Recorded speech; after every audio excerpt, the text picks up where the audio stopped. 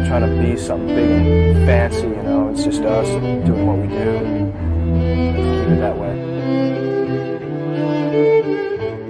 We don't expect anything. We just go out and do what we do. We hope people like it and try and please ourselves and kiss the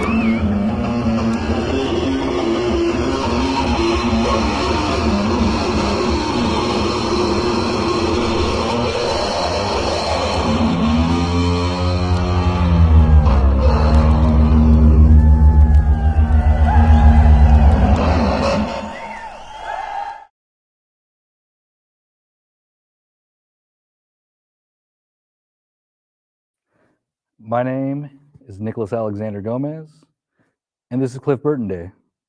We're here to celebrate the life, the memory, the legacy of my hero and most of your heroes out there, Cliff Burton. The past couple months, I had the great honor of talking to tons of Cliff's friends and family. So today, I'm going to show you the videos that I recorded, the conversations we had, and just, the deep dive into new Cliff stories. Cliff is now more popular than ever, and it's because of you guys, his fans, keeping his legacy alive. So I want to start out today's Cliff Burton Day with talking to Cliff's sister, Connie Burton. So let's bring her into the chat, Belden. Connie, how are you? Are you there? Hello, Connie. Can you hear me? Yes, okay? I'm here. Can you hear me? Hey, there you go. Can you hear How are you? How you doing? I can hear you. Yeah, I'm you doing great. sound How great. Are you? I can't complain. I'm having a wonderful day, you. and good to be talking to you. So, Connie, I have some questions for you. You okay to answer a couple questions? Yes. Happy birthday, Yeah, first Cliff. I want to say hallelujah. Mm-hmm. And happy birthday to my brother Cliff. And I'd like to thank a couple of people that are going to be sharing tonight. Joe Cabral, Dean Dell, Harold Lowe, Tony Martin, Gene Ambo, Flemming Rasmussen. I love the name. Mike Overton, Lou Martin, and John Gallagher. Ah, yes. And you, of course, Nicholas. Thank you for making this possible. Why, thank you. Thank you. So you want to share with us a couple Cliff stories? How about, this is really weird not being able to see anybody, but I know you're all out there. Yeah. Well, let's start the conversation off with, can you tell us a little bit about Judd's Barn?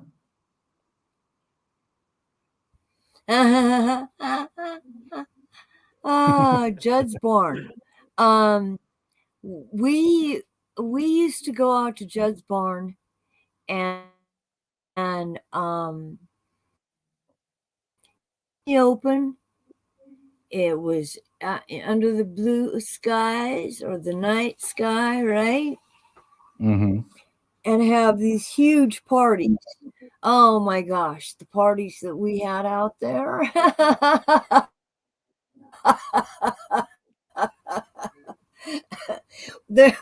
And Cliff was able to jam.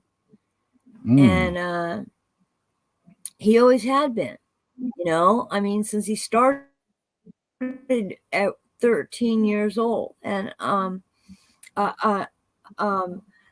Judd's Barn was a special place for Cliff because of the guys that he played with out there and Judd. Hi, Judd. And it was a really remarkable time in our lives. It was a lot of fun, a lot of joy, a lot of partying, you know, and some really awesome historical moments there at Judd's barn with the different guys who played. You know, it was Very really good. an awesome time. Was this one of Cliff's favorite places to play?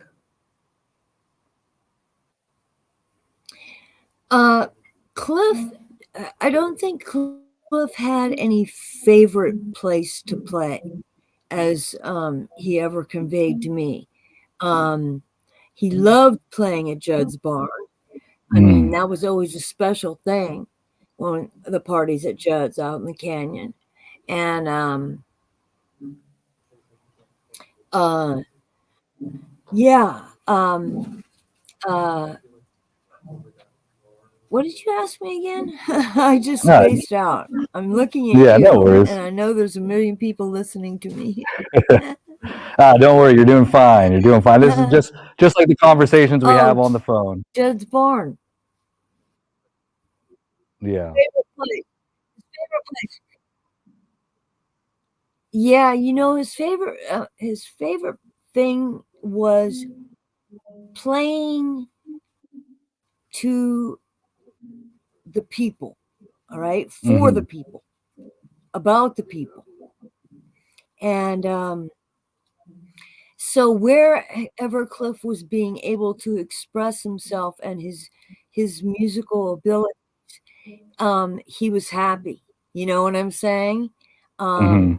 There were only a few instances where I can remember, and that was early on before he was ever in trauma, when he was in Fry by Night, I think it was.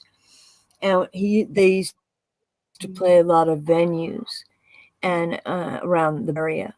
And there were a few incidents back in those days. And so sometimes that wasn't as always his favorite place to play as some of the venues that he would in those days. But well, right on. You told me a story a couple days ago about an existential crisis you had on stage, because he loved the fact that there were so many people that were enjoying what he had created, you know, and that brought him joy. Very cool. Very cool. You told me a story a little while back, a couple days ago, about when you became Cliff Burton's sister, and it was no longer Cliff. That's Connie's about sister. What? Your existential crisis that you told me about you becoming the sister of Cliff Burton. Can you hear me? Oh yes, you're coming in loud and clear. So can you hear me okay, Connie? Connie, can you hear me all right? Uh-oh, we may have lost Connie. Oh, yeah. Oh, there we go. Connie, if you can hear me. Can you? Okay, yeah, great. share that fun story with us. Can hear you perfect. Yes.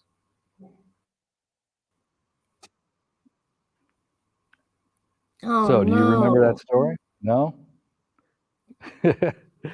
Well, that's no problem. Well, Connie, now I know you wanted to Cliff and I we had, there was parties in Castro Valley every weekend. Can you hear me? Oh yeah, keep going. You're coming in loud and clear. Can you hear me? Absolutely. You sound good. Go ahead and share your story, Connie. Oh, okay, cool. So, anyway, we went to parties every weekend in Castro Valley, and Cliff and I'd go. And I was the older sister, okay? I was the one with the friends, biker friends, right? And I had made a name for myself in high school, you know, around town, right? So it was Connie Burton was, you know, like, you know, big deal. Connie's here, right? And Cliff and I went to this party one night, and this was shortly after Kill 'Em All came out.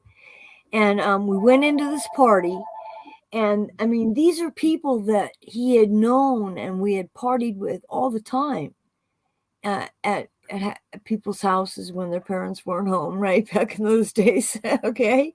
And Mhm. and everybody was acting different. Cliff was sitting on the other side of the room. I was standing by the door.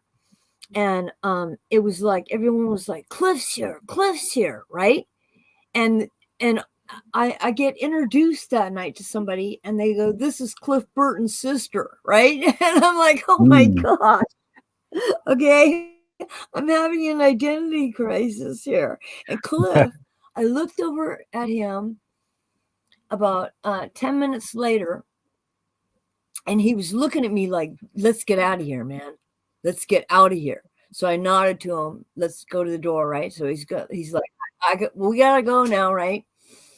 And we walked out of that party, and he looked at me and I looked at him, and he was like, "What the F just happened in there, man?"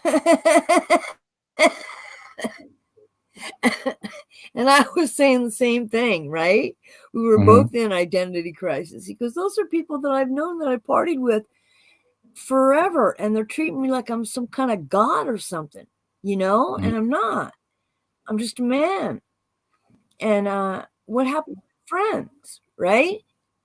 It was really weird. It was really a trip, you know, and that was our identity crisis, definitely. We both Mm. I hit the floor and he hit the ceiling. Oh man, that's funny. Yeah, I mean, the fame eventually started catching up with him as early as Kill 'Em All. So What else do that's wild. So yeah, Connie, before we let you Yeah. go, did you want to say anything to the crowd watching? I do want to say thank you to all of you, and I love you all. And thank you to all my Facebook friends and social media friends. And I appreciate you so much. It's too bad I can't see you, and it's too bad we're not live in Castro Valley on Cliff Burton Day. But that's okay. That's okay. The spirit is all here, and we can celebrate wherever we are in the world. I want to thank everybody who made this possible. And thank you, Nicholas. And God bless you all. And have a great night. Oh, absolutely beautiful, Connie. Thank you for sharing that with us. We're going to get into our first video here. So yeah, let's start up our video entitled Barn Days.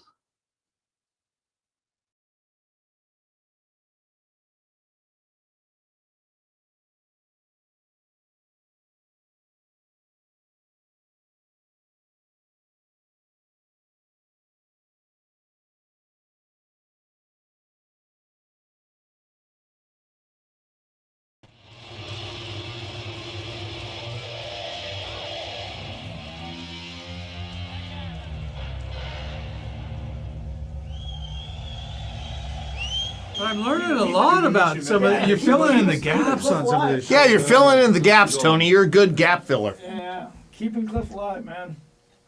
man. I think about Cliff a lot still to this day. Yeah, he seemed like a real special guy where Oh, yeah. even 36 years later, people Yeah. are still missing him. Oh, yeah. Yeah. So how easy is it? I mean, it wasn't an easy thing for anyone to find the fucking your address out there. I guess Six now miles look right. near there. I'm not working tomorrow. Oh, I could take him out there and show him where it's at. You could. Yeah. Fuck, Tony, that would be You guys badass. said part of the experience when you were younger was that it was a trek to get there. Yeah. Oh yeah, yes. It's not really that far, but Sure it was. No one could You find. go out Cold Canyon Road for 6 miles, you make a right, and it's there. When you get to the I used to do it all the time. when you get to the nudist colony, you've gone too far. Yeah, you won't go too far. Yeah, I used to ride my bike there. How many people were at these marches? These barn jams? Yeah, how many people? It could have been 4 of us. It could have been fucking 60 people, 100 people. We had Cliff's wake out there actually, That was a big one. and actually the Metallica guys showed up. We did have the wake out there. There was Clifford's wake out there, and We used to, But it we was- used to have jams out there, and there was like maybe like 25 cars, and who knows how many. I remember a couple that we got. dude, there were some. Well, there was big, the one where I had my where arm. Ryan was spitting fire from above the stage. Oh my God, that's right. How about He was who's like drinking lighter fluid. right? That was on the the guy audience. up in the raft, Yeah, rafters. that was Ryan. Yeah, It's our next door neighbor.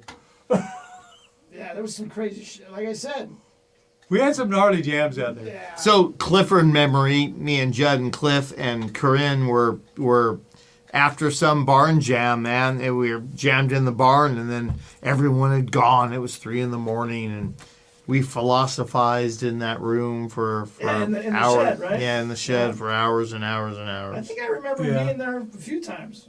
Yeah. Well, because we used to have the big barn jams, and then that was like the off place where people would Yeah, the people who were in the know. I just could hang out remember in that where it shed was where the while- bees while the- lived. the masses were out. While the getting masses drunk. were out littering the property. We're doing a Herald selfie, everyone? All right, cool. Oh, here, get him in front of me. Why am I in front? Because you're short, fucker. We all in there? Cliff. Wait, I just got 7, 6, 5, 4, 3, 2, fuck you! Pristine Cole's property. the one with the nudist colony, right? Cole's the one with Yes. the nudist at the He's end. right. Yeah. He's butt up against it. Yeah. Butt up, get it? But butt I up have to against say, it. Cliff and I never frolicked nude through the colony. So Fucking don't liar. include that. I was. Well, I met Cliff at Mike Borden's house. That's the first time I ever met him. Mike, I was dating Mike's sister, and I went over there. What year? This is in 77, 78, Okay. somewhere around there. And I went over there. Mike's just starting to learn how to play drums. And I'd go over there. I'd always hang out with Mike. If Kathy wasn't there, I'd just hang out with Mike. He's in there playing his little, he used to say, I'm playing my paradiddles on his little practice pad. And he goes, oh yeah, my buddy's going to come over. He's playing bass. He's starting to learn how to play Give me the bass. rudiments, I'm going, guy, oh, cool. Yeah. And then guess who shows up? Cliff, met him for the first time, and it's like, he's really cool. And he's all like, I look at him, I go, you can smoke pot? And they both look at me and just start laughing. I go, let's go out back and smoke some pot.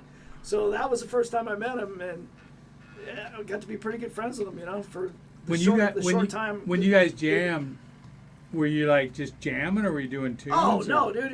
He'd go like. You were just yeah. jamming. It was I all, jam. you guys We never, didn't you do guys never, tunes. you guys, We didn't okay. do I did tunes. We're with gonna those do guys. E. Yeah. What the jam For an was- hour. Yeah. We're gonna yeah, play for an E for an hour. Hold on. And then we're gonna change and switch to A. to A for an hour. And then someone discovered D, and it was like, oh my gosh, Wow, okay, let's yeah, do that. Yeah, it was usually Bill.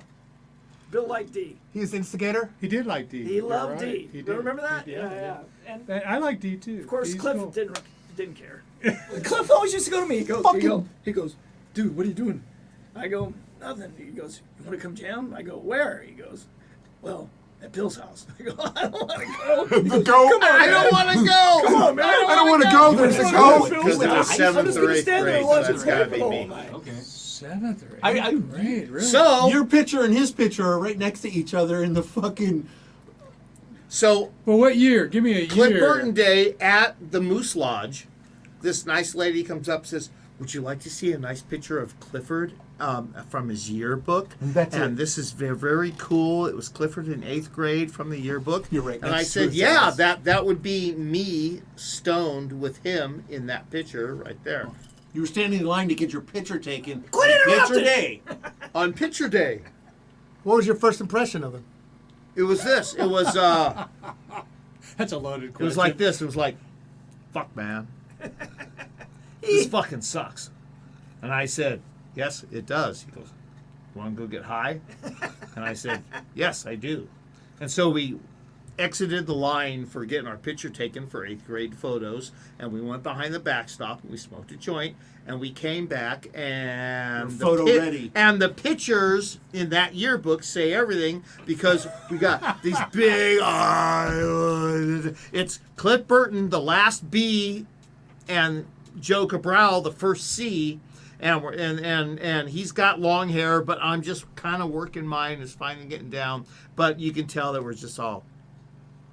Nice. It was very nice. It was very Stoned nice. out of What you got? my Oh, you got it actually. There you go. Let's see what you look like. Better get a signature out of him while We you were can. so stoned. Oh, look, he's Asian. I thought you were Italian. Look at Cliff. He always looked like that. Jesus Cliff fucking Cliff Christ. looks the same, but of course we never saw him get older. So, but Jesus. Joe, you look a lot Joe, you different. had hair. Fuck you. You stole that in your gourd. Look at Cliff. That's Amy Is Morris. this my fucking yearbook? Where the fuck did you get that, man? It was a gift from a friend for being the officiant to his wedding. Wow. Wow. That is That's amazing. Amy Morris. amazing, Or yeah. what is it? Yeah, it's 80. Well, what year is this? 79. So Custer that Valley meant High. that meant Damn, 8th dude. grade. Was it? No. No, that Why would does be it your say Custer sophomore Valley year High? or junior, sophomore or junior. Junior year. That should be junior year. Junior year. Well, you think that's funny? Classic is what it is. It's fucking classic. Kind of looks like Eddie. Love the bangs. Kind of looks like Eddie Van Halen. Love the bangs, So man. here's a question. bangs. Do you think Cliff would still be wearing bell bottoms at this point? I know I would. I kind of think he would. Yeah. That's fucking great, dude. I don't think it would have changed. Blue No. jeans, bell bottoms, and a blue jean jacket. No, he wouldn't have changed. Badass. Thank you, sir. He certainly wouldn't have fucking cut his hair, I'll tell you that. Oh, when no. Metallica cut their hair, he would have been like, I'm out. Yep. How about you? And I'm out. Let me tell you something. Let me tell you something. Life might have cut his hair for him. Cliff might have been going. Right. First time I met Cliff, I think, was at a trauma show. They were opening for Saxon. How traumatic. I'm sorry. The Keystone Poser Alto. Oh yeah. Well, that was like 82-ish, right? I think so, yeah, exactly. Yeah. And we were all there, we were there to see Saxon, and we heard about this hot bass player, this amazing bass player that was in the opening band. And he was playing all lead bass and stuff back then even, so. That's the first time I think I actually met him. That was always a problem for us lead guitar players. Yeah, exactly. What, Cliff's lead bass playing? And the fact that he was so much better at playing lead that you guys were? No way, dude. That's the one thing that I loved about Cliff because he sounded so good. I could do anything, and I still sounded okay. I'm just gonna play chords. I go, I'll jam with you, man, because he was so solid, and he was always on it. Well, the thing about Cliff's, I've said this before a million times. He cut a swath through the room like was this high, and no mosquito guitar tone could compete with that Morley pedal. Yeah. Wow. Does somebody actually have? Does Burton have his first Morley? I think so. Oh wow, that thing was amazing. But you talk about Cliff in the old Gotta days. talk You, about you Bill. got to Yeah, include Bill. You got to include Bill because they were That's always right. together. Bill man. said to me, he pulls up these rags, these paper stapled in the center, fucking heavy metal, whatever it was. The beginning of magazines, little square guys, and he say, "What's this, man?" Says Cliff Burton's God, man. Fuck, man. How come I'm not God? How come I'm not God? I said, well, Bill, because no one likes you. He was jealous of a lot of Fucking bands, prick. actually. You're a fucking prick, man. Cliff and I Cliff and Mike used to go on looking for records all the time. You know, when I Warped Records? I had the car. They weren't old enough to drive, so I would drive them around. Chaperone? We go to Warp Records. Remember Warped on Llewellyn, on right? Llewellyn, Yeah. In the old Oh, chicken fuck coop. yeah. In the I old remember chicken that coop. place. Yeah. So we would go there and he'd have all the imports, and we'd file through every import. I got on my Pink Floyd there. And, we would find all sorts of compilation albums of all these new bands that were coming out in England at that point. Like Iron Maiden, Ethel the Frog, Toad the Wet Sprog, all these bands, New And- wave British metal. Yeah. And that's what we do. We'd go and just go there, then we go to Walnut Creek, when Warp was out in Walnut, he had a store in Walnut Creek, so we go to these 2 different stores. Got to know the guy that owned the record store pretty well, and those guys are just always just filing through. And I had the car, so we just drive. Right next to Blondie's Pizza. Yeah. And then after that, we would retire and go, smoke a Smoke bunch pot. of pot and listen to the albums that we got. So one night, Cliff goes, "Hey man, we used to go out Old Dublin Road, right? Out East Castro Valley Boulevard. This Old Dublin Road. I know Old Dublin Road. So no one would ever go out there. Just a couple ranches out there. Let's go out Old Dublin Road and get high, man." So I got Mike Borden in the back, me and Cliff in the front in my Mach 1. We park out there, and we're smoking pot for probably a good hour. The whole car is engulfed. You could Cliff was sitting right there, right next to me, like I could barely see him. There was so much smoke in the car. Hotboxing. And out of the back I could hear Mike, "Hey man, I'm too stoned. You guys take me home." And I'm like, "What?" He's like, "Yeah, man, I think I need to go home." And Cliff turned around and looked at me and goes, hands him the pipe and goes, "Shut up and smoke, you." But okay. But Cliff lived there. He lived over what? Was that Forrest or You the lived on Stanton for a while? Stanton? Because he No, that was after. Stanton was the last place he lived. Okay, I only knew He him lived in when he this- lived on That Stanton. lived bottom on the- apartment. In that Yeah. bottom That's- apartment in the first. His first- mom, Yeah, they his were the mom used manager. to teach at Castro Valley High School. When Well, they I were- went to Oh, did Castro she? Valley High School, Oh, wow. she was a teacher Yeah, there. Jan was. Because the- I'm she like was- 5 years younger than you guys, so I remember You meeting keep Joey. saying that, and I'm feeling kind of. Well, you are old. old. You're a Ray- lot older than I am, and I'm fucking old. So Yeah, Ray and Jan, they were the managers of that property. His Of the dad. Stanton Yeah. apartment. His dad Yeah, was the Stanton. nicest guy. Yeah, I don't know how much but I used to go over there, and Cliff had joined Metallica at this time, and I dropped by and talked to his parents, and they showed me Metallica tapes of him doing gigs and whatnot. And his dad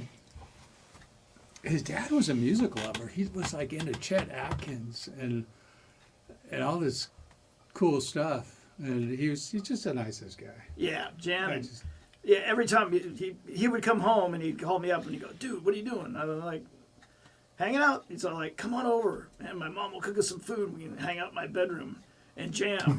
And then I would go in there and I think we'd be hanging out. He goes, "All right, here's a guitar. Now play this riff," and just keep playing it. Now I got to tell you Puts you to work. something So he about just like, Cliff that just keep has playing it. always Just keep playing it. has And, like, always struck me, and that's it. Because I used to go over there, and he had. What do you guys remember his influences were? It was like Rush, Bach and Bach. fucking. and he had Turned Didn't he on listen to Bach. punk That was rock, one of too, the and albums all he had in kinds his of shit? room. He got into the Sex Pistols. Thin Lizzy. Well, He he came home one time from tour. Actually, I think I ran into him at a concert in the Cow Palace. It might have been AC/DC. It might have been Frank. I can't remember. Frank Marino, someone like that. So didn't we go to that Frank Marino concert? And then he's all like, "Dude, you should hear this band that I just heard when I was in Europe. It's U2." It was U2? Yeah, U2. He liked U2. Dude. He liked everything. He was. He had a wide vast musical knowledge. variety. Credence? He liked all sorts of different music. Skinner, and he was way into Southern rock. Oh yeah, Skinner was. He was huge. Yeah. But you know what? We all love Skinner. Yeah, I mean, Well, you can I tell never by the blue saw jeans and the blue jeans. anyone ZZ Top. do this headbanging thing with the hair going like this, and he used to do it in his bedroom. Like for Cliff, it was just a natural thing, he just had long hair. But it was So addictive. If but- he was doing that next to you, you did it too. I never saw anyone do that until after Cliff. I honestly have to say, I think he started that whole thing. I mean, you see guys doing it today, but and it's, Metallica house when he joined okay. Metallica and those guys moved up here, they rented that house in El Cerrito. that's right, yeah, On- which is what actually which right down the is that? street from Carlson, me. on Carlson, It's right? by Burger King. 3132 Carlson Boulevard. Oh yeah, hey. Yeah. Well, that's Thank you, So- Harold. that We just knew you knew tells that. How much those And I was, guys knew that he I was just a badass. punk, man. I was just a little fucking guy, and I don't You know how I were. would end You up. were a punk. I don't know how I would end up in the living room watching these guys practice or whatever, and end up at the Metallica house. So after you or were hanging whatever. out at the Metallica house with those guys. Yeah, but he would go. Because I had lost track He of it a little knew. bit at He's that like, point. Dean, give me a ride home. I want to get the fuck out of here. And it was like 4 o'clock in the morning. Yeah, it was at the that El point. Cerrito And I'm like- Metallica house. And I'm like, all right, because I had my mom's little white Courier at the time, and I had probably just got my license. I was like, I was probably fucking 16 Yeah, years old at that this would make point. sense. All we did is every weekend, it didn't really matter what the fuck. We just ended up in the parking lot across the street from Ruthies Inn. Yeah, And it didn't really matter yeah. who the fuck was playing. You would just go to Ruthies every weekend, Just to hang out, yeah. regardless, just to hang out. And Yeah. I could be 14 years old. I could walk up to the bar and drink because they would serve me alcohol. So it was like just what we did. Ruthies. And when I grew up, that's where I grew up. I mean, we grew up at Ruthies. We grew up in the parking lot. Sometimes I'd go to the fucking parking lot. I would never even step foot in Ruthies. We just hang out. And Cliff would drive up in the VW, open the fucking back, have the ice chest. We just start drinking, and sometimes we'd even go fucking fishing afterwards. Be there all fucking night, and we'd go fucking fishing or something. It's like, Wait, Tony. Tony's got a good. Tony, tell the Ruthie story. When Cliff I saw invited- Metallica play Cliff's Ruthies a biggest couple mistake times. was inviting he and I. To, So Playing the I Ruthies. hadn't seen Cliff for a while. He playing in was it Metallica. once? And Terminal he calls Shock. me up and he goes, dude, I put you on my guest list tonight. Show up at Ruthies. We're playing there. I'm like, all right, man, cool. So we were all invited. So we show up at the front door, me, Joe, our bass player, Brent Weeks. And then we go inside, and I'd never seen Metallica live. And so we're up right by the stage, There get weren't up a there. lot of people there that night And either. No. There was not a lot of people there. And I'm up in the But there front. was one Was poor that little white Metallica boy. or Spastic No, Terror? it was Metallica, dude. So we're watching, and all of a sudden I'm standing there, and somebody comes flying off the stage and lands on my head, right on top of me. And I go, what the fuck? I pick him up and I put him in a headlock, and I'm just fucking beating his head like this is my face. It was either Toby Rage or Andy Airborne. Well, No, maybe- no, no. It was some. No, yeah. What? I What's don't know who it was. So I'm giving this guy the knuckle shuffle on the fucking head. He's going, let me go, man, let me go. And fuck you, you land on my fucking head. Fuck you, fuck you. And all of a sudden, these two gigantic black arms come up and engulf me. And this guy looks at me and he goes, let that white boy go. And I go, no, fuck you, man, he landed on my head. He goes, don't you know, that's what those little white boys do. They jump off the stage and they land on your head. You gotta learn to get out of the way.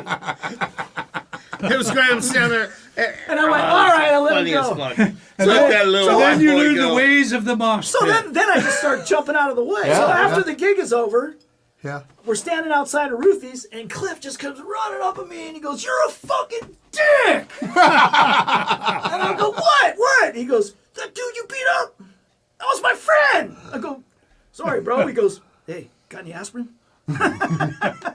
Dude, he used to come off the stage always after playing, and he'd have a raging headache. Yeah, that Yeah, I show was wonder pretty why. cool.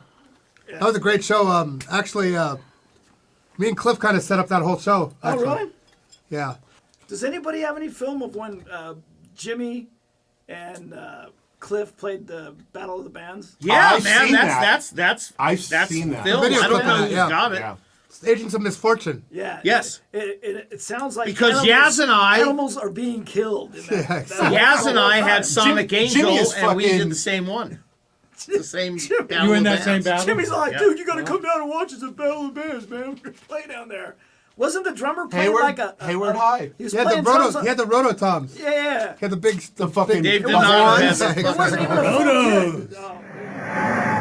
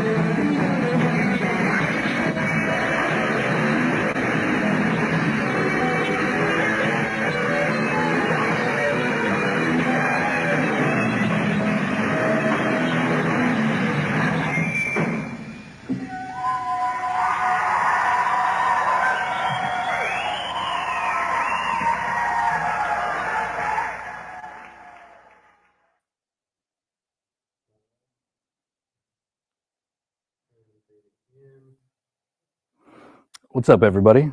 Hope you enjoyed that Barn Days episode 1. So tonight we'll be seeing 3 Barn Day episodes, as well as a lot of one-on-one interviews that I very much enjoyed. But what I would like to do next is bring in one of our good buddies who has not ever missed the Cliff Burton Day, has been here since day one, and his name is Mike Burton. Now, who are we seeing in that picture, Mike? Who is that? Happy Cliff Day. Happy Cliff Day, my man. Thanks for being here. Is that Cliff? Goddamn right. Hey, that's what's up, dude. Very cool. Where was that photo taken? That's our friend smiling.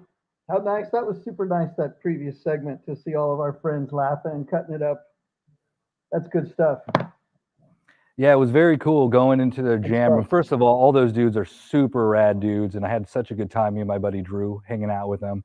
And just to hear the stories, man, just to hear like the stories you don't hear, in the media, just to know that they still gather, they still honor their friend, Cliff and Yaz and everybody else who's passed. Like, they keep the spirit alive of what happened in Castro Valley in the 80s. I mean, you're from Castro Valley. It's just a small little tiny town. And not a lot goes on there, but what actually happened in Castro Valley. I thought what Dean said was kind of important because it was a small scene. Mm-hmm. And me and a couple of my pals that we hung out with, we gravitated towards older people. The older person in this case was Judd and also Tony Martin, because they could, like Tony said, they could drive us, places, they could liquor for us, whatever. So, the Dean said, and he was 5 years, younger coming up in that. And that was a big part of it, because it was a small scene. There was multi-generations of people that sort of were switched on the same way. Back then you'd say, oh, that dude's ahead, he's ahead, and there was, a bunch of heads and the younger wannabe heads that were, heads in training or whatever. So nice to see those guys. Really nice to see Judd. I haven't seen him in a long time. He's fabulous. Yeah, for those watching, that's the legendary Judd of Judd's Barn. So very cool to actually get to meet him. I mean, growing up in Castro Valley, I always heard about this legendary barn that is in Castro Valley that Cliff used to rock and roll at. The parties used to happen. It was the spot. And we'll keep revisiting the barn throughout the night. But and Bill Weber as well. There's a lot of spots. Tony himself, Tony who was there, Tony Martin. I've got tons of pictures of us playing in his place. I mean, me, all of us, we played wherever we could. We played in my parents' living room. Regular. I had my drum set up there forever. We played everywhere we could. That's cool. It seems like the thing to do back then in the 80s was to get together and jam. And what else did you guys do? You guys enjoyed going fishing, going record hunting, that kind of stuff? Yeah, but it was about playing. I mean, at that point, that's all we wanted to do, because right on.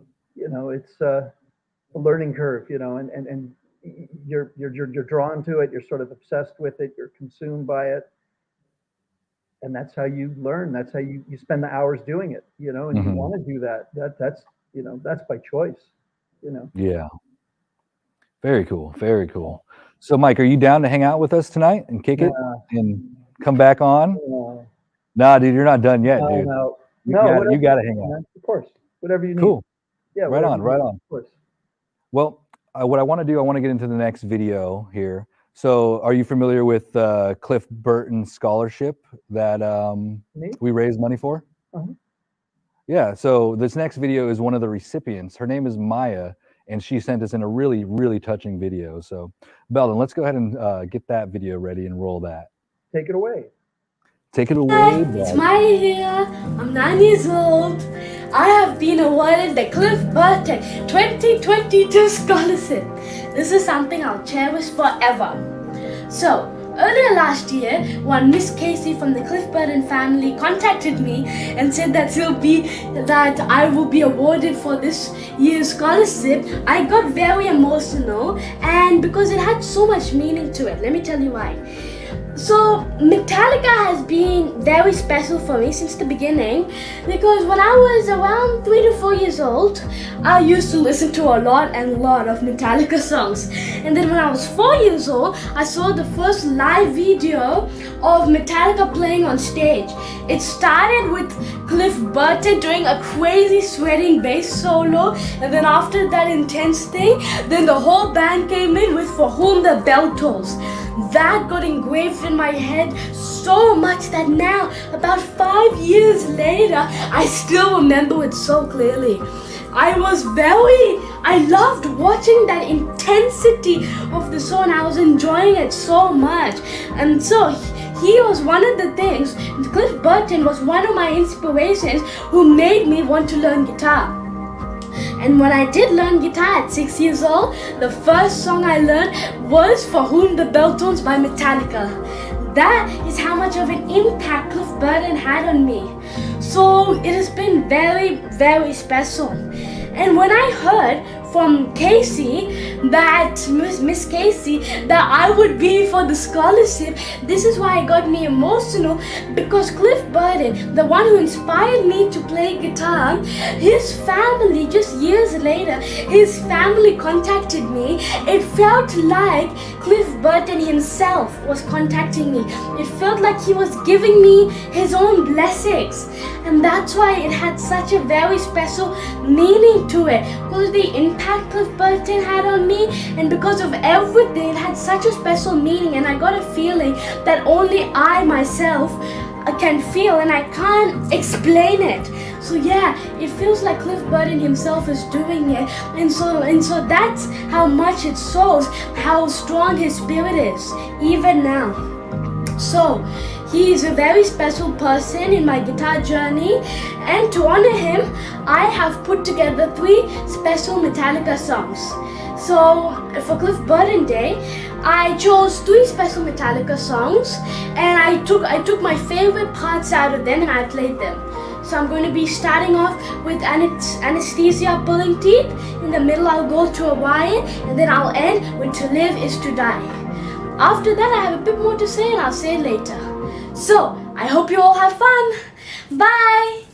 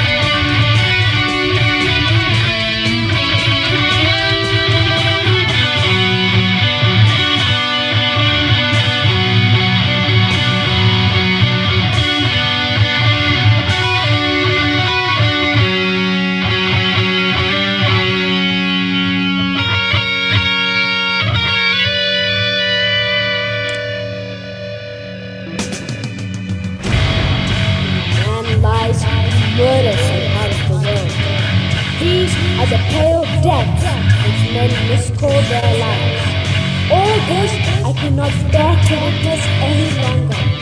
Cannot the kingdom of salvation take me home?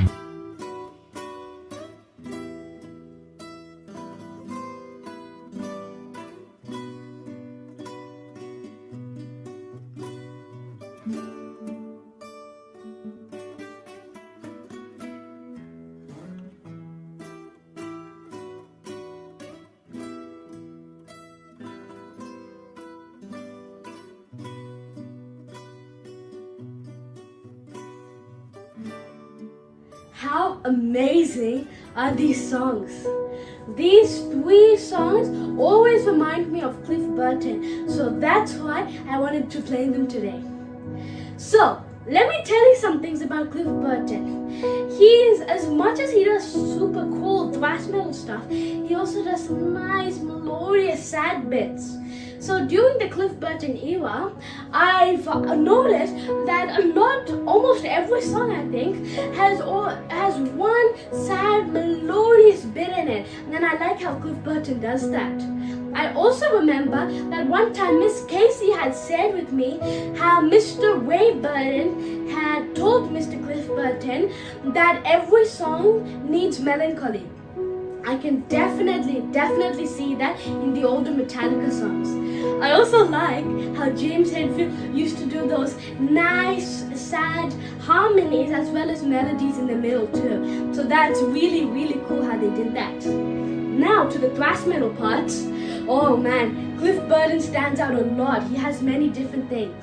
So first of all, he does many shredding bass and he plays it kind of like a guitar. Something more guitarist will do. But I think it's really amazing how he plays it like a guitar style on a bass. So it's really cool how he does that. The attitude and the intensity he shows while playing. He uses different techniques like tapping and harmonics, and especially the raw metal dirty sound he gets just adds up fully to the thrash metal vibe Metallica already gets. So wow, they were so amazing, and I think these combinations is what made Metallica Metallica. So yes, I feel it is very important to honor Cliff Burton and keep his legacy alive during Cliff Burton Day. So that's why I thank the Cliff Burton Foundation so much, because what they're doing is really amazing. I also thank Miss Casey so much too for everything she has done to me, and I love how they are not only keeping the Cliff Burton legacy alive but are inspiring young musicians like me. So it is really amazing how they did that. And before I go, I just want to say that I really wish Mr. Ray Burton was here right now, because I feel if anyone could ever beat me in a smiling competition, it would definitely be him. I've seen many Metallica videos where he's there smiling all the time and enjoying the moment. So I feel I really admire him for that. So again, thank you so much to the Cliff Burton Foundation and to Miss Casey, and I hope you all liked what I played, and I'll see you in the next one. Bye!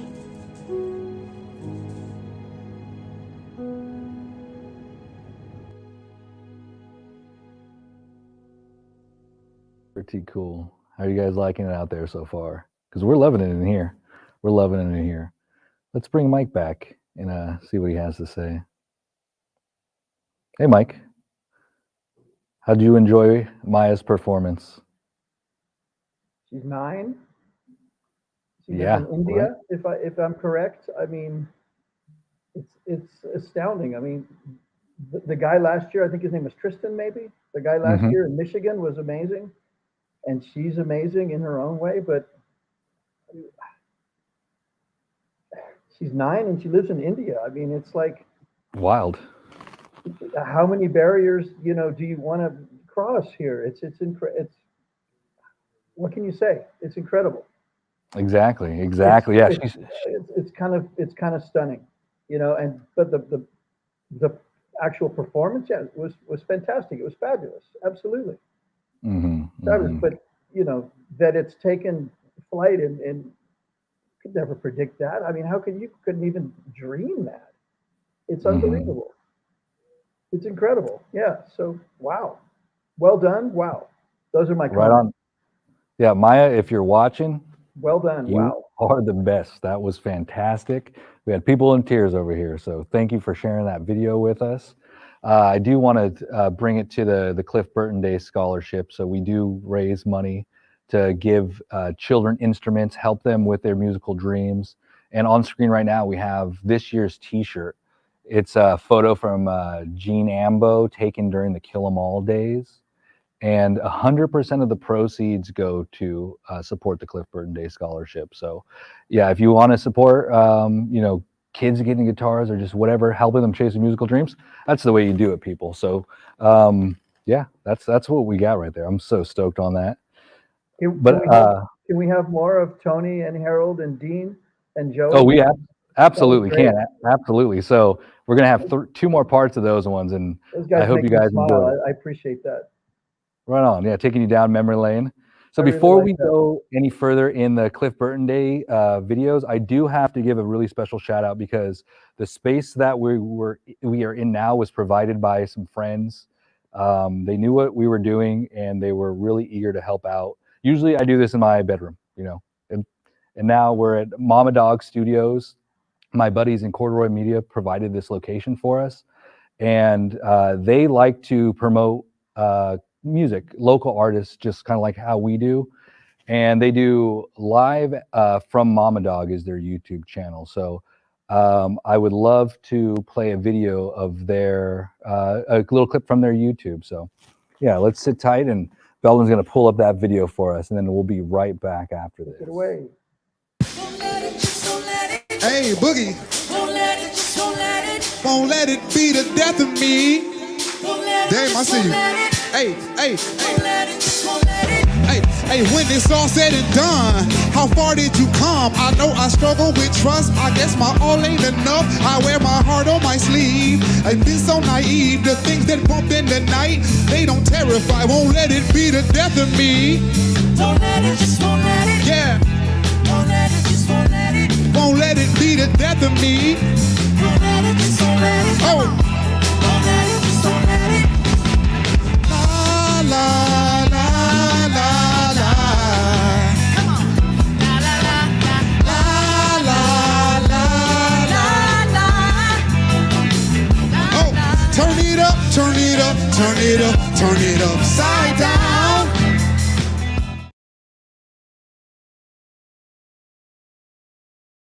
And everybody at Corduroy Media, again, thank you very much for supplying the space. You guys were total lifesavers coming in and added a little bit of production value to our show. So thank you guys very much. So we're going to continue with our Cliff Burton Day content. And the next interview I have is with a man named Brian Liu. Very cool dude from Super 7, also Murder in the Front Row co-author, and even had a movie come out. So let's hear what Brian Liu has to say about toys and Cliff Burton. Take it away, Belden. I work for Super 7. Super 7 is a collector toy company based in San Francisco, and a lot of what we do is music based. And in the past we've done action figures with Iron Maiden, we've done Lemmy and Motorhead, Slay. We've worked with Slayer, all the metal, a lot of the metal heroes who I followed when I was a kid. But one of the key collaborations we've done was with Cliff. So last year, as you remember, like we launched the Cliff action figure, the 3.75-inch action figure, and so the reaction figures for Super 7, they're what if there had been Cliff Burton reaction figures available in 1985 and you could go into a Toys R Us and it would be right up there with a Boba Fett figure. So that's kind of our thought. So like, a year ago we released the Cliff reaction figure, and it's like this first one was the Ride the Lightning color theme. We have like one of Harold's photos on the back. It was really special to me. And kind of like another full circle geek moment is Ed Repka did the painting of Cliff. And for metal fans, Ed Repka, he did the first Megadeth album covers of Peace Cells, all the iconic album covers by Megadeth and the band Death, and a lot of iconic metal album covers. So Ed Repka did the artwork for Cliff. So that's a full circle nerd moment for me. And so like, we kind of revealed it last year with us talking, and for better or worse, it sold out before our segment broadcast. So I just want to say, like, it's available again. This one is available again if you go to super7.com or even metallica.com. The band's web stores has it in stock. Super7.com has it in stock. So it's available now. And then also over the last year, we released this version of the figure that's on a card that is a tribute to Kill 'Em All. So it's more the red color scheme, but it has a foil. It's the foil for the Burton logo. So this one that came out last year as well, and it sold out immediately. But this one will be coming back in stock as well in the next couple of months. So with these releases, again, it's been, for me, it's been full circle because I've worked with Casey and the family on approvals, and and again, the sales from them benefit the Cliff Music Scholarship Fund. And I feel very fortunate in a relationship that started in 1983 has come around full circle, where it's a sort of thing where like it's something that I'm doing not only benefits the company that I work for, but it in this case it benefits Cliff's family and their interests, and what it benefits Cliff. And it's kind of it's kind of one of those situations where I don't take for granted. When I with Super 7, thankfully, our owner and everybody involved with our company, are like-minded. We're basically a family-run company sort of deal. And like, when I first brought up the opportunity to perhaps doing something based on Cliff and work with the family, like they immediately understood what it was. So the people involved on our side, as far as the design, the packaging, everything, they're all invested. So Brian, I heard that Super 7 has an announcement today. So this year, we're launching today for Cliff's birthday. We're launching the Cliff Ultimates figure. So Look at that the packaging. So this is a slip cover over the packaging. So this will be the slip cover, and the denim, the nod to Cliff's bell bottoms and denim jacket is obvious. Yeah, the worn denim, and it looks like one of the buttons on there is a Super 7 logo. That's so clean. because we have to have our logos on there. But again, they kind of it's a nod to the buttons that Cliff had on his denim jacket, the round skull buttons. Oh, it looks amazing. All right, let's take another look and see what else we got here. There it is right there. Boom. So just to be clear, so what this is the way our Ultimates releases work. It's a pre-order. So what that means is we take pre-orders for a certain amount of time, usually 30 days, and based on the orders that are received, that is what's manufactured. That's what produced. So that's what keeps the figures being limited edition. It's different where we do it as a pre-order and then like it's open to fans or whoever wants to order it for 30 days usually. And once that time period is closed, that's what determines how limited the figure is. You can pre-order it, and then once that pre-order period is closed, that's how many figures are made. So that's kind of like the process. So generally, our time frame is 6 months or so from the time a pre-order closes to delivery. And once it's delivered, if you order it directly from Super 7, it'll be sent directly to your doorstep. And then at the end of the day, though, the final product will be amazing. So with this, with our Ultimates figures, we try to offer a variety of accessories, including interchangeable heads and hands. So with Cliff, there are 3 different heads. There's a head banging head, and the figure will be fully posable. So you can have the foot on monitor. There are 8 interchangeable hands, and the various, for holding his base, for holding, for gesturing, and there's also one hand with him flipping the bird for the classic good touch. flipping the bird. Good touch. And then we also included the hammer. I mean, most fans will associate the hammer with Kill 'Em All, but it's his own personal little hammer he carried with him. I don't know how many fans know, but in real life, at one point in the early days, Cliff actually carried a hammer with him to, destroy things whenever he saw fit. So again, we're fortunate, Super 7 working with the family. We can kind of, we could offer a Cliff figure, that has that kind of deep cut detail that maybe someone else wouldn't even know or care about. And then also, which is another great aspect of our relationships, Super 7's other relationships is, we've worked with the Misfits on many different releases, and they've allowed us to use the Misfits shirt for Cliff, and it's not an issue for us to use it, and it's it's authorized and it's legitimate, and Cliff without a Misfits shirt wouldn't be right. So again, we're able to offer the details that are important. Again, credit to our design department for picking up on those details. I mean, a lot of research went into the development of the Cliff figure, and even the finger that he has his skull rings, and you compose them with the iconic dual fists type of deal. That's our render of like how the figure will look in its final form. You'll be able to pose him with foot on monitor, and then also you can pose him just standing with his hammer. But yeah, this thing looks amazing. So people have a limited time to order it? So it's February 10th to 30 days after that?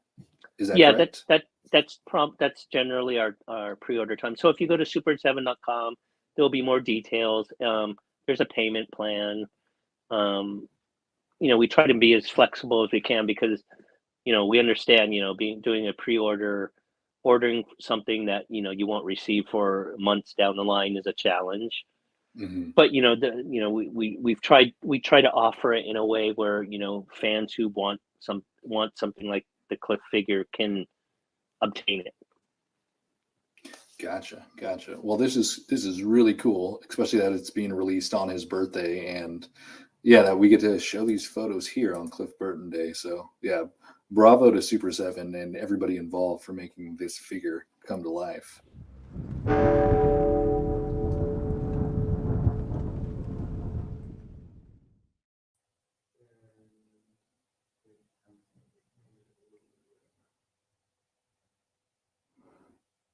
All right, we're back. We're back. So yeah, that was Brian Liu with Super 7, and he's the one who's leading the charge on the really cool Cliff Burton figures that we had. Hope you guys got some of the ones last year, but as Brian said, they're coming back out again. And the new Cliff Burton Ultimate figure looks so sick. Very, very cool. Yeah, so definitely get those orders in. You only got 30 days. And once again, I have to say that, profits go to the Cliff Burton Scholarship. So yeah, get those figures, and yeah, let's bring Mike back in. Mike, my man, we're back. Hello. Hey. So we're gonna get back to barn days soon. We do have one more video before we get back to the barn days talk. Can I say one thing? I probably I shouldn't, but my tongue is only sort of half in my cheek. If it's Let's okay, hear it. may I? Yes. Go for it. Go for it. Brian Liu, great guy. Photo books, guy in the scene, human being, stellar, doing great work. Really appreciate it. But there's one thing in that segment that made me squirm just a little bit, if I may say it. Let's hear it. And it's ridiculous, I know, and it's only half serious, but anytime I hear the word Cliff Burton and posing in the same sentence, makes me, it's not right. I feel you on that one. Can we out there on the internet in the world figure out another word that that Brian and Super 7 could perhaps use instead of that P word? Because you know what I'm saying. It's a little ridiculous, I know, but let's respect the man. And there's very few things in the world further from what he was, than that. So let's not, Yeah, guys, we're gonna switch it to articulate. Can we find some other word? That's all I'm saying. There you go. Articulate will be our new word. Quibble I have, and it's minor. I get it. I know, but I'm just throwing it out there. Sorry. Go ahead. Carry on. Duly noted. So let's move forward with the videos, Mike. So this next one that we have is two buddies that I got to interview. I interviewed them in the beginning of the summer. It was approaching Cliff's passing, so the interview is a little bit more somber than the others will be. But it was Mike Overton and Lou Martin, and yeah, I don't know, just two different people, but telling a similar story. So two great tastes that taste great together. Exactly. Take it away. Let's check it out. Take it away, Belden. Met Cliff. I actually ended up jamming with Cliff and Jimmy up at Jimmy's house on East Avenue in Hayward. I think it was East Avenue where the Martins lived. Where'd you grow up? Where'd Hayward? I grow up? Cache Valley? Well, I grew up in Hayward. Okay, where at? Hayward, 2 2nd Street. 2nd Street. Hayward, California. 2nd Street. 94542. Jimmy created some awesome music with Mike and Faith No More too. Oh, absolutely. Those two legendary bands coming from the East Bay, or even Cache Valley specifically, right. Yeah. So I mean, you can't discount that because they did something completely different than Metallica, and it completely took off in a different direction, but still ended up in the same place. Hayward used to be across the street. There were kind of fields and houses, and then they built Hayward High School. Okay. So that's where I grew up. Gotcha. Yeah. What brought you to Cache Valley? Cool people Well, there, cool parties? No, it was Hayward, Cache Valley. It was almost like same thing. Twin Cities. Okay. Hayward, Cache Valley, Hayward. They mixed in. I had a van at the time, and we'd throw our equipment in the back of the van and head out looking for the parties.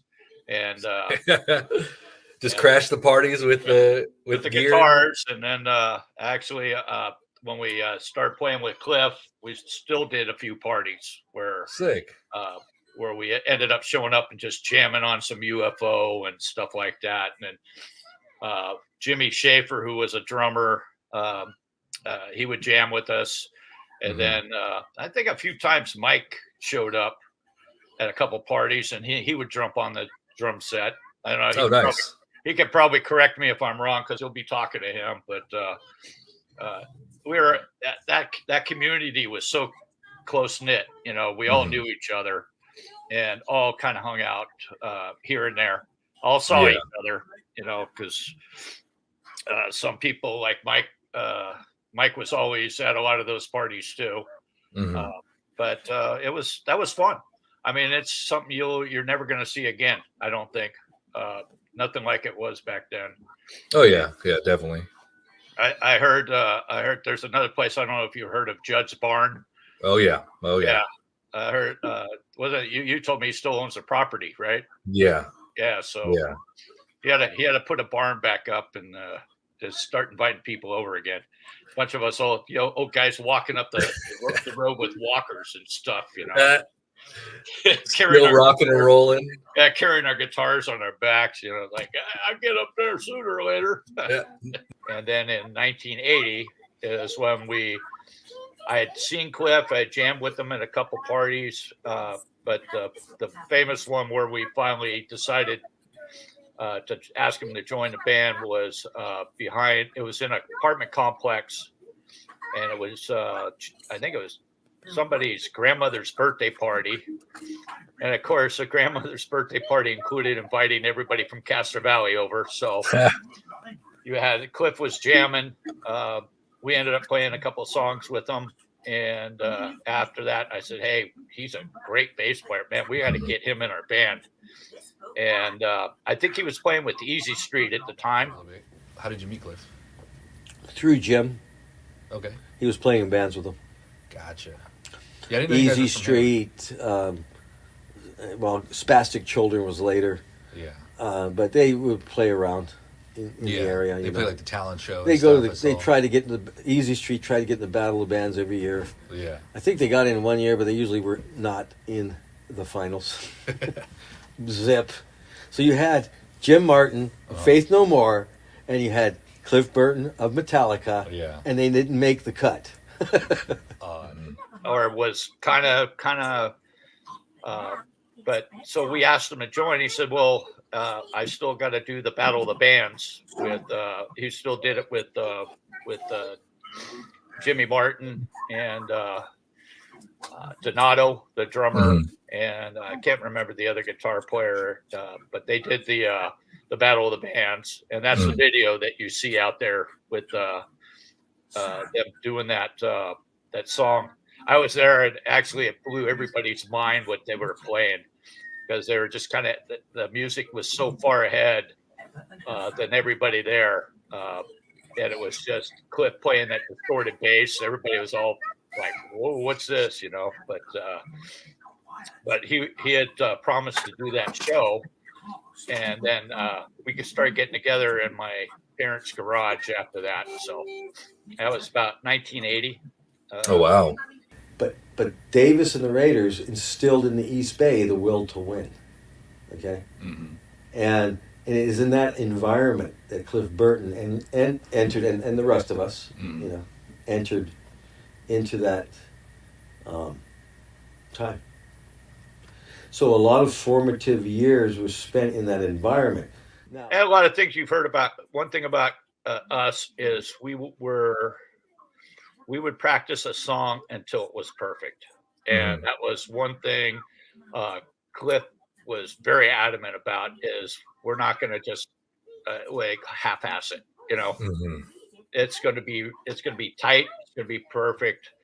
We all were on the same page with that. So I drove my parents crazy with the same song over and over again for hours on end. So as we started, we played you've seen the pictures of the Hayward Plunge show. That was our first big show. Oh, okay. That was the first time the five of us really knew we had something kind of special. Exactly. We used to sit around my house and record stuff, right? Not necessarily, sometimes music, but other times narratives or stories or limericks or a lot of things. Okay, and but we always would kind of start things off by listening to "Ecstasy of Gold." You know what "Ecstasy of Gold" is? Yeah, right? It's the intro song for Metallica. Well, I remember we used to listen to it all the time. And then Cliff goes off, he played some other band and some other thing, and he goes there and hooks up with Metallica, and the first thing he said, he goes, guess what our intro song is? I go, no, what? He puts it on. I go, well, cool.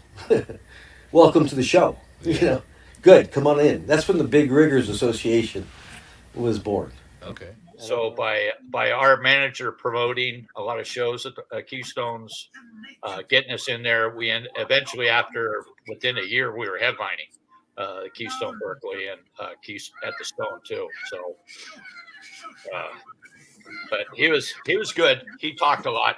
He did a lot of good for the band. Of course, we didn't agree with everything he did, but because he tried to put us in uniforms, and you know what, Cliff, uniforms didn't work with Cliff. He's like, unless you guys are all wearing denim, I'm not wearing a uniform. Yeah, well, he got to wear black denim and a black shirt at one time. That's what you got out of still denim.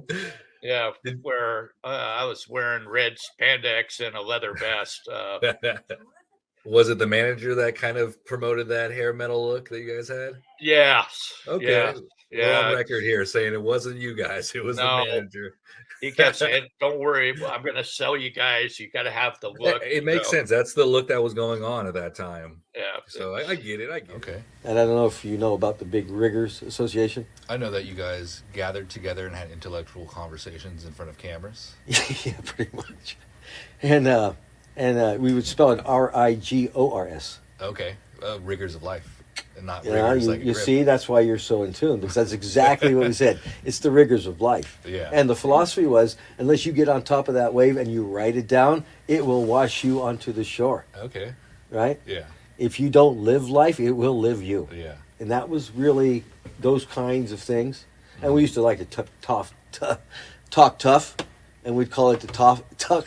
We actually have a little episode, me, Dave, Cliff, and Jim, called the Tough Talkers of America.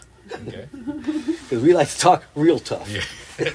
So doing like a talk show type thing. But no, I've got the lost tapes. I was curious, who had a camera in the 80s? Well, that was Early when video 80s. cameras came out, but also we would just record. Audio? Yeah, okay. I had reel-to-reel, click it Okay. on, and just let it roll for hours. Now, was this something you did in the Bear or just Maxwell? No, Maxwell was just pretty. Well, we did some in Maxwell, but no, it it was in the Castro Valley. It was at my house in Castro Valley. Okay. Where'd you live in Cool. So we're back. So I do have to mention that all these interviews that I did were, I don't know, maybe an hour and 20 minutes long. But tonight I can only share about 10 minutes of each of them with you guys. So I do really encourage you all to come back to the channel where I'll be uploading the full interviews every Friday for the next couple of weeks. So yeah, I hope you guys are enjoying it. Let's bring Mike back in real fast. Mike, my man. Good. Trauma's tight, dude. Cliff and Trauma. It's very cool. It's good watching, man. It's thinking about the tough talkers and the big riggers and the things, the speeches, a bunch of speeches, it's amazing. Amazing. A lot of fun stuff, huh? Yeah, good guy, Mike Overton. Nice to see him. Nice to see Lou. Sorry I didn't see Connie. I heard her, but I didn't see her. Mm-hmm. Yeah, tough talkers. It just brings me back. It's funny. Think about some of the things, man. It's just. Yeah. I mean, how old were people like us at that point? Early 20s or something? Had to be, yeah. I mean, Cliff in Trauma would have been, under 20 years old. And a piece of information I didn't know is that Cliff was in Trauma for 4 years, which is the same duration. Another thing too that you should just probably say, it's like, Donnie Hillier was their singer. He passed, so remember him. Rest in peace. It's. Oh yes, definitely shout out to Don. Fallen, you remember the Fallen, whether it's Bailoff or Yaz. I think that's also important. Yeah, Yaz, another Castro Valley rock and roller. Younger cat, like Dean was saying, younger cat, but right there, right there, the head in training, if you will. Yeah, and he was in Heathen as well. It's amazing. Yeah, it's really cool that I get to sit down with a bunch of people who were Cliff's friends back in the day and just hear different perspectives of similar stories. And yeah, it's really cool for me to be able to sit here and talk to you and talk to everybody that we're going to see tonight. So yeah, it's funny. It kind of all does intersect at this point. Nobody's like saying something that discounts something that somebody else says. They're all kind of meshing together and adding up, which is also pretty awesome. Because Yeah, nobody, that tells me that nobody's sort of working their angle, and it's not about them. It's about love and respect for Cliff, and that's it. It's not the most important thing. It's the only thing. Exactly. Exactly. Well said. Well said. So as you have requested, I have another Barn Days episode for you. All right. So Belden, let's roll that beautiful bean.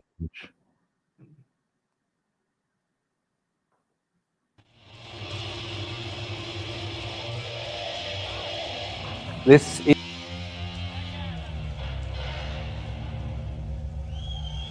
I didn't talk anything about the barn jams. Yeah. Some crazy barn jams. But I remember going out. I remember going. Coal Canyon was just. I remember that was that one straightaway stretch. You just go out there and there'd just be cars parked fucking everywhere. All the way down there. And it's no party or not. I mean, it was just you just go out there and hang out all the fucking time. Yeah. So those barn jams, dude, there would be 200. Oh, I remember barn 250, jams. 300 people out there. Yeah, and I'd get. And Cliff would be on the stage almost the whole night because he was like the only bass player. So he played all night. I mean, and we played. And it was a barn jam. It's a fucking dirty, rotten, stinky fucking. They actually built a stage barn. inside the barn, and dude, that's just how parties were, though. I mean, Well, I was talking about. Well, I was talking about the straightaway out Coal Canyon. Even if you weren't having an event out there at the property. Oh, people would just go out to the straightaway was just where and you'd just, hang. you just fucking went out there and there was just cars parked fucking everywhere. Hey, you remember? I'd be going out into town. It's like, hey, there's a party. Cool. Yeah, I'll just exactly. And cruise over here. that whole fucking little straightaway stretch, and just you that went and out there. Hire House. For me when I was a kid, Hire House. Hire House. Everyone That's- would meet at Hire House. That's a whole different fucking ballgame. And then right they there, were like, though. "Where's the party tonight?" Oh, well, there's one over on Lamson. Okay. And Yeah, then the we'd Hire go over House there, is a whole and Van different- Blarkum was probably playing. Yeah, Doug. And I mean, I remember just sitting at his feet, just going, exactly. Huh? Oh, Cliff? Yeah, just going like, what the? I wouldn't even look at Jimmy even fucking wail too, but I'd just be like, They were really into the long fuck jams. is going on So here? Dude, it would go on for hours. One riff. Ini! Okay, hey! So I listened to Faith No More's first fucking Have album, we gotten right? better? Listen to and there's a song called Woodpecker from Mars, and I listened to the song and go, Oh yeah, Jim, that's our barn jam song, and he goes, fuck man, everything's our barn jam song. So okay. But it's like, didn't we just play that? You remember like that 2 years song ago? that Jim made up at Buffalo Bills when I couldn't make it? I was sick one night, and Jim filled Yeah, in. that's a Mexican Some sandwich. Mexican sandwich, yeah. Did you know that? I mean, Mike told me this as of recent. He said that the reason that Jimmy got into Faith No More was Cliff. Cliff is why we all got into well, everything. No, Cliff. Well, they were in Easy Street together, right? Yeah, but He was- Cliff went. No, but Mike Mike and- was already doing the stuff, and Right. Cliff went to Mike and said, "Oh, Mike went to Cliff and said, dude, give Jimmy a job." And he's like, "Yeah, just give Jimmy a job. He needs something to do. He needs a job." Yep, And yep. so Cliff was the one that got Jimmy. Yep, that's a true into Faith No story. More. Let's go noodle professionally. I mean, yeah, dude. And Faith No More.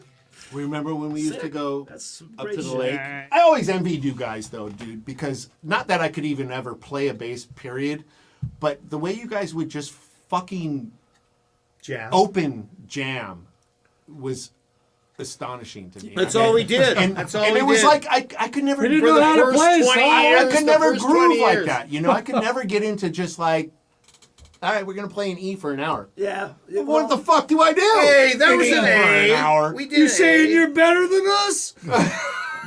Hey, I can't even play the fucking bass. Mike used to would get pissed at the end before he's finally got into Faith No More. So we would do jams. We did a jam at my house, and he would just tear his hands up, dude. I mean, he'd have just like holes all over his hands from playing with me and Cliff. And then at the end, he'd be sitting there with his drums, and his hands are all bleeding. And he'd look down and he goes, I hate jamming. I mean, you know, it's been so many years and he's been gone for so long, but just to think back and just how fortunate, Dude, when we jam, we were to be able to play with when that we guy. jam in this room, it's still the same fucking thing.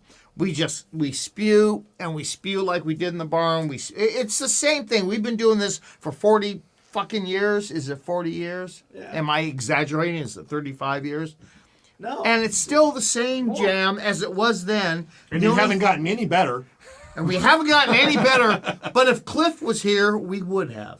That was the thing about Cliff. It really didn't matter what your technicality was or how good of a player you were or whatever. Cliff was a jammer. It was just He like, was a dude, you jammer know what? for It sure. don't matter. Just fucking play, dude. Exactly. You know, it didn't really fucking... I saw him at Yeah, the totally. very beginning. I jammed with him up at Mike's house at the very beginning when those guys were just starting to play. And I didn't know what I was doing.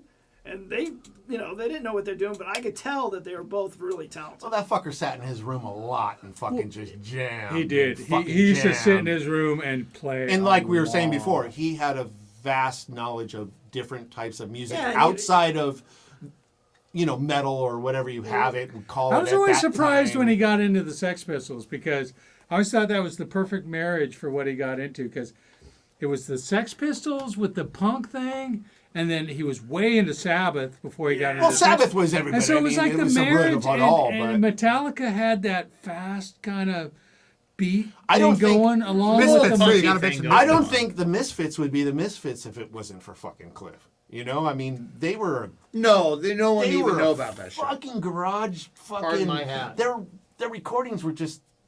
I mean, and then Cliff pretty much brought that to the vast knowledge of everybody. I mean, Some of you people here in Castro Valley might not know who I am, but Cliff Burton did.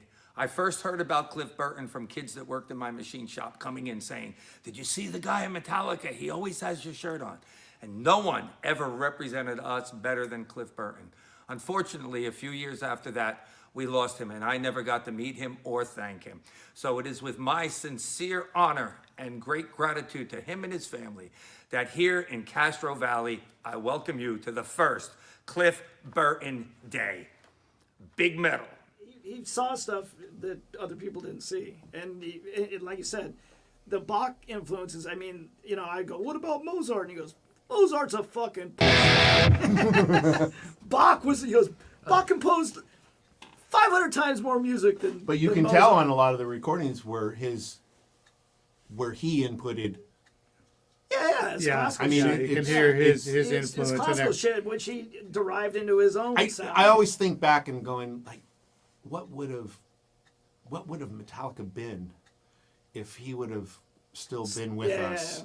I mean, those guys probably would have come to a whole different. It would have been realm interesting to of see their playing. trajectory. What would You know- any of us? What would Yeah. any of us be jamming if Cliff was still jamming alongside? I mean, of they us? say that about Jimi Hendrix too, and you can put Jimi Hendrix and Cliff in the same sentence. Pretty much, I mean, because he was like the it's first dude to come that- out and do the lead bass, man. Definitely. It's I mean, it's he was the that first fucking huge, and to come out of this little hole in the wall that we fucking Castro call Castro Valley, it wasn't that Hey, but far you on guys, down you the guys, road. don't we all wonder about?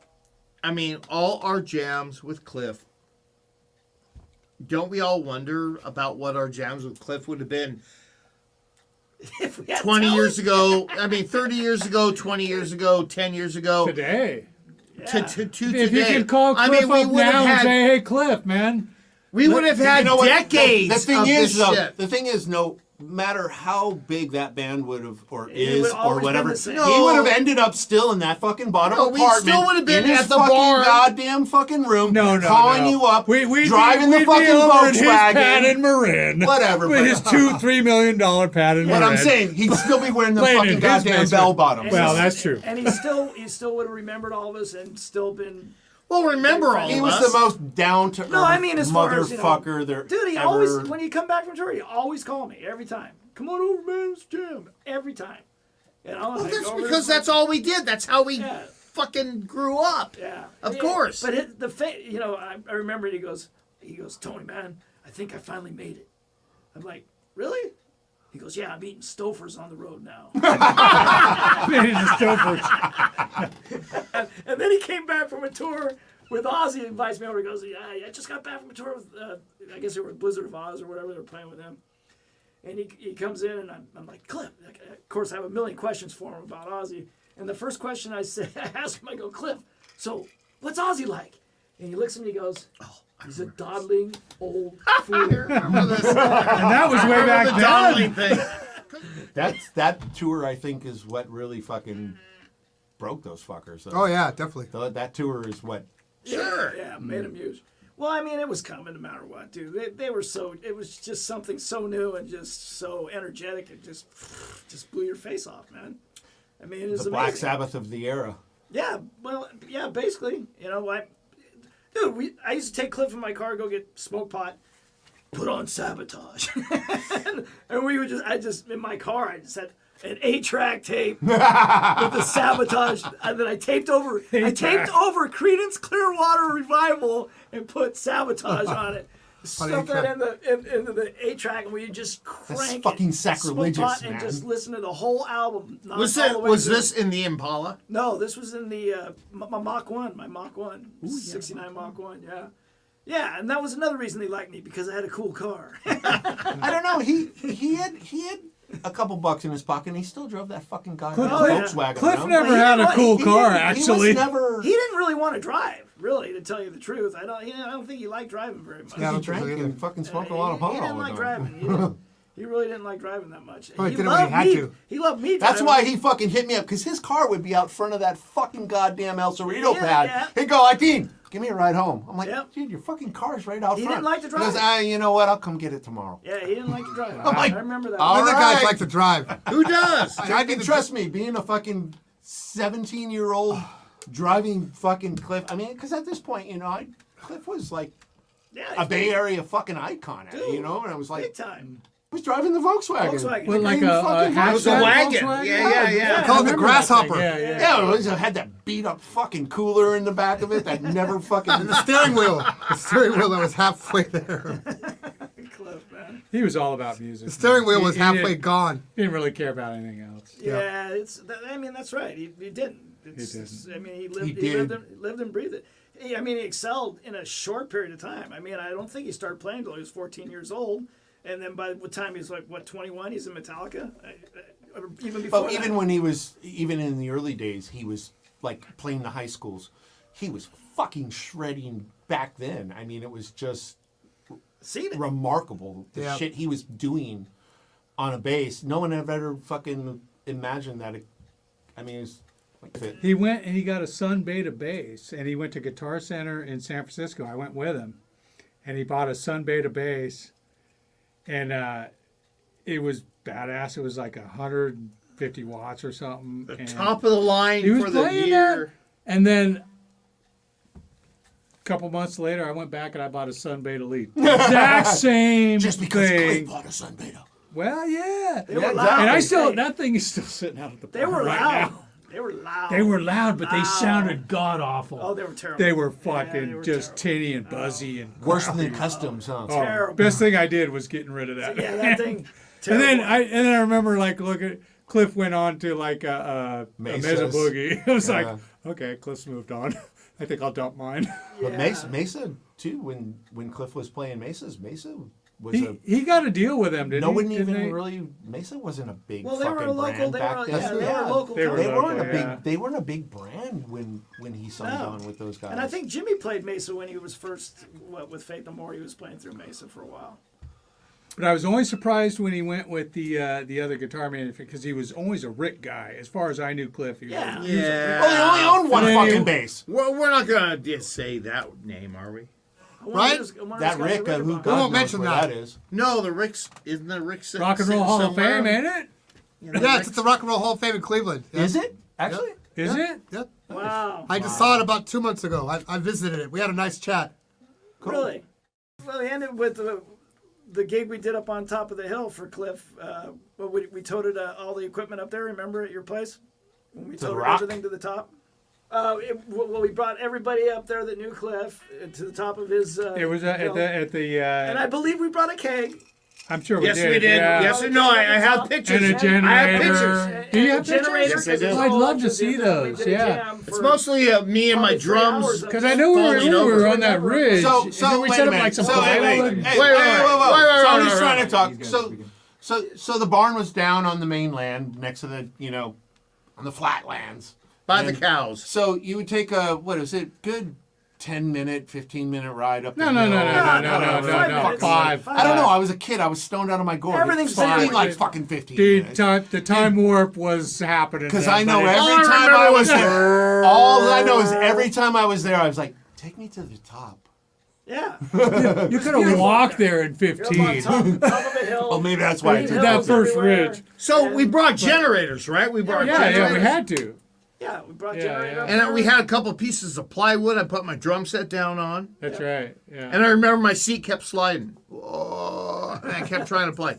Yeah, but it was all just to, I'd love to see sort those of pictures. commiserate with each other and remember Cliff, man. Told stories about him and hung out up there for hours. Smoked a lot of fucking Smoked pot, drank a lot of beer, and had a good time, and just remembered him. It was always that was very always good. Coors Yeah. Light. It was really actually super surreal when they did a service for him at the church, and of course, it was a closed casket and everything, and I was just like in shock. I still Were you a pallbearer? No, I wasn't, but I was there, and I just remember sitting there like boo the whole day. I mean, I didn't even know what to do, and then we went back to Jan and Ray's house, and they had the little spread, and the guys We drank from the Metallica keg, were and there, all the guys were Hager. bruised up. All the Metallica guys. And all that's left now is Connie, right, from the family? Yes, Connie. And Connie's she's up in that's Grass it. Valley still? Yes, Yes. she's up there. Yeah. Right on. Well, you know what? This stuff like this, it keeps them alive, and it's amazing to be a part of it. I mean, I was just lucky to grow up in Castro Valley and become his friend, man. We all accidentally and had a very nice time. We all were. I would give anything for him to still be alive. It's terrible that he's gone, but we keep him alive with our memories and stuff like this, man. It's amazing you guys do this stuff. It's great. It's awesome. Yeah, good job, thank Nick. you. Thank you. So anyway, yeah, Cliff. To Cliff. To Cliff. Burton. Yeah. Man. Beautiful way to end it. Yeah. I didn't even have to interview you guys. You're ready to start the interview now? No. No. I got nothing left. That was exactly what I wanted. We're here with the band Agents of Misfortune. Well, how do you guys think you did tonight? We did all right, I think. Pretty fair. You did pretty fair, huh? Yeah, I feel good about it. I think we did great. Well, in listening to you guys, I would say that you have a real heavy metal sound. What kind of influence, rock influences have you had in music? Rush, Pink Floyd, Velvet Underground, maybe a little Black Sabbath. Just about everyone. And all the guys, we twist them all up. Are you guys more geared for concerts or clubs? What do you say? Definitely concerts. No club. Unless the club was extremely open-minded in their musical attitudes. So what do you hope to get out of being here, auditioning at the Battle of the Bands if you make it? I mean, what do you want out of this? Well, we've already accomplished our goal pretty much, wouldn't you guys say? I'd say so. Yeah. We had fun. If we happened to make the Battle of the Bands, it would be icing on the cake. So you guys are just here to have a good time and Show share them your on the other music side with of the people. fence. Yeah, just show them what's on the other side of the fence, yeah, by all means. Well, that's a really positive attitude, and this is Agents of Misfortune, and good luck, you guys. Thanks for being with us. Okay, thanks a lot. Thank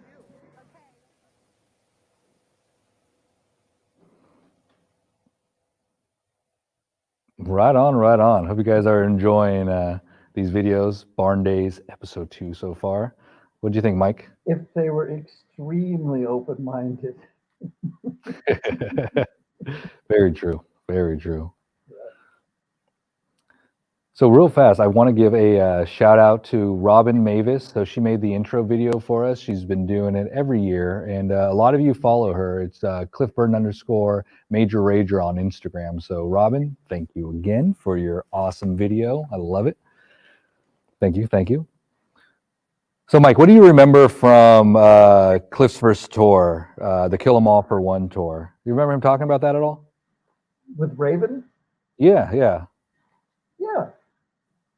That's what I remember. It was in a Right on. motorhome or something. They were, yeah, like 15 dudes in a motorhome, 2 trucks behind them, and yeah. But you know, you're not at that point. You're not looking at what you don't have. You're doing it. I mean, he was the first of any of us that got out and was doing it. You know, so it's a big deal. Oh yeah, I mean that's rock and roll right there. Your first tour and you're going across country. I mean, they got a Winnebago. That's pretty cool. My first tour was a van. I mean, yeah, I mean, I remember stories here and there and that, but I mean, the bottom line is working musicians. That's all any of us wanted to be. You know, so that's all. Right on, right on. Well, the next video we have here is going to be John Gallagher from Raven, and he chatted with us about the stories, his good times with Cliff, and yeah, let's roll this footage, Belden. Okay. Butch and John's like, I've got the biggest band in San Francisco to open on the tour. And we're like, nah, Montrose, Y&T, Journey, Jefferson Airport. I mean, it's like, no, Metallica. And we're like, who? Who? And then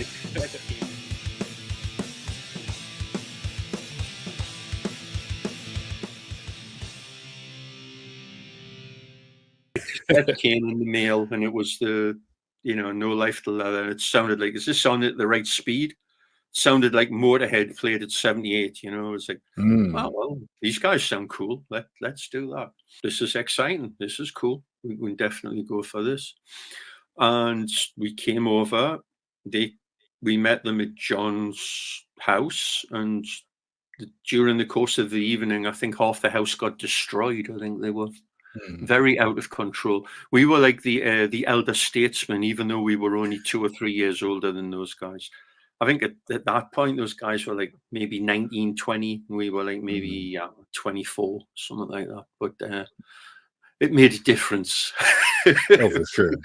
We were a little more genteel off stage, and they weren't. Yeah, that's cool. That's cool. So, what were the personalities like within that band? Being such young kids. The one really cool thing is they really haven't changed, other than matured slightly. Lars was always the wheeler dealer, asking 1,000 questions. How does this happen? How does that happen? What we're going to do here? What we're going to do there? La la la la la. Soaking it all in, you know. Kirk was just happy to be there. I think, you know, it was thrown into this situation. James was just happy with a beer in his hand, like I said, most of the time. A big smile on his face, laughing, telling jokes. And Cliff was the old soul on young shoulders. He was the grounded one, the one who didn't always say a lot, but whatever he said made sense and had gravitas, you know what I mean? He was the the driving force, the conscience, all that good stuff, you know.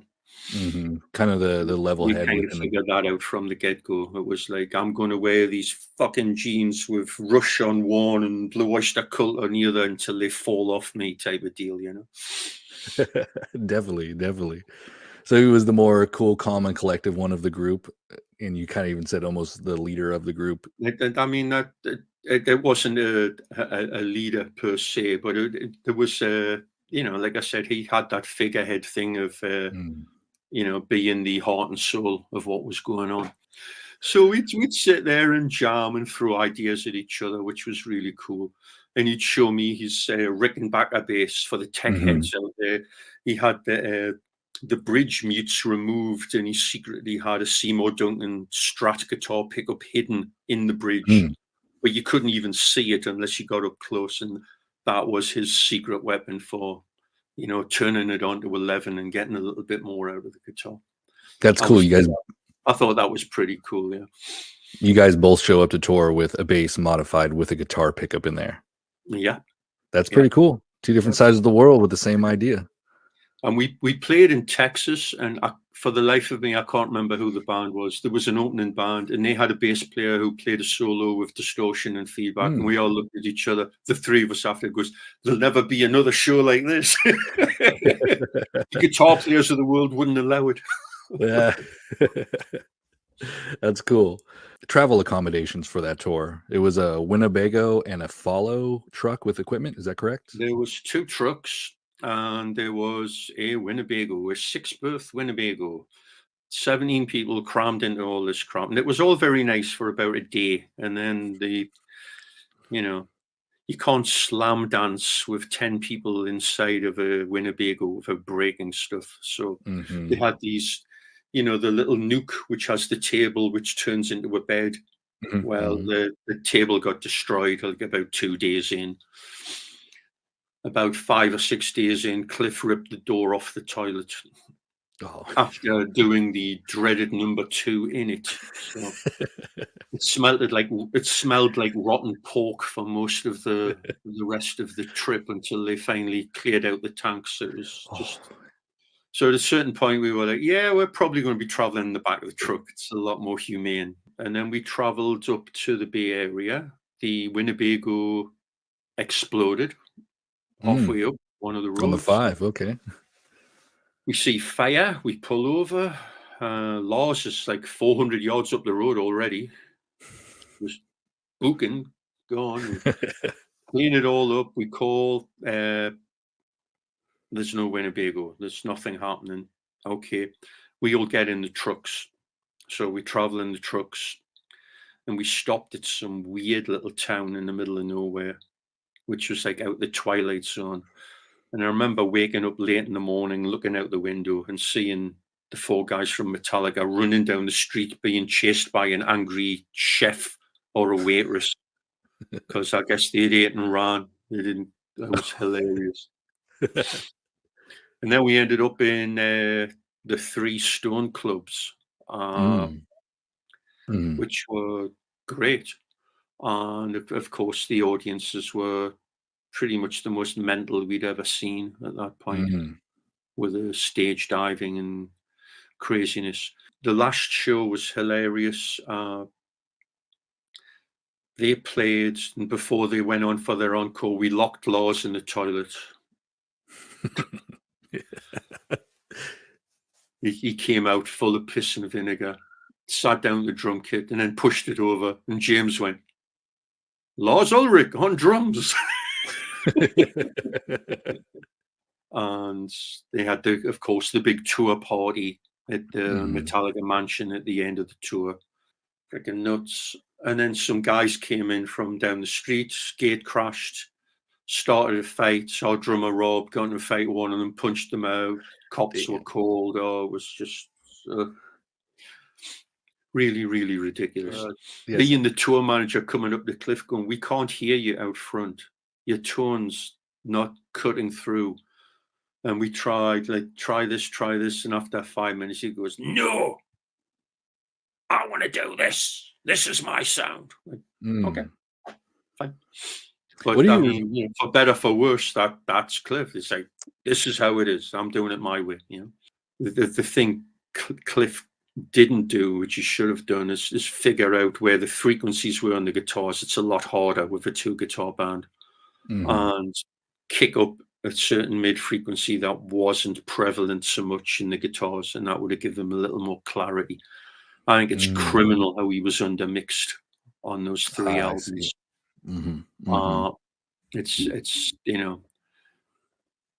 It's always difficult, especially on an album, to do that. But you do hear Cliff. You do hear Cliff on the Call on there. You do hear him on Orion. And it's just a little harder to hear him than it should have been. It should have been better. Because the cool thing about Cliff was that he wasn't a super flashy player, like technically 400 mile an hour. He played with a great deal of feeling and a great deal of intelligence. He picked great notes. He picked great runs, So that, and like most great players as well, there was times where he knew not to play at all. He would leave gaps and just, hit the punches now and then, do stuff like that. So it's, we'll never know what he would have come up with. It's sad. True. He was taken from us way too young, way too damn young. And it was a great shock because I'd never really known anyone around us to die before that happened. And it wasn't as if we knew them that well or anything, and it was a different world back then. It's like you couldn't even reach out. Like, it's like we had the tour manager we'd been using at the time was been tour managing for Anthrax, so we found out about it very quickly. And we were on the road and we were playing with Yngwie Malmsteen. And that night, most people didn't even know it happened. I just went, "This is for Cliff," and I played my bass solo, but I played Anesthesia as best I could through it as well. And just awful. And like I say, it was the first time you get hit with that. Someone, and it's inconceivable. You think of someone that young, someone who's that popular, that influential, just gone like that. Just bad. Yeah, the rocket ship of you his career. reevaluate a lot of things at that point. So yeah, you're only here for so long. Make the most of it. Do the best you can. It's just something like a Metallica comes along once every freaking 400 years or something. They're an absolute phenomenon. Yeah. There's no rhyme or reason to it. They just happen to be,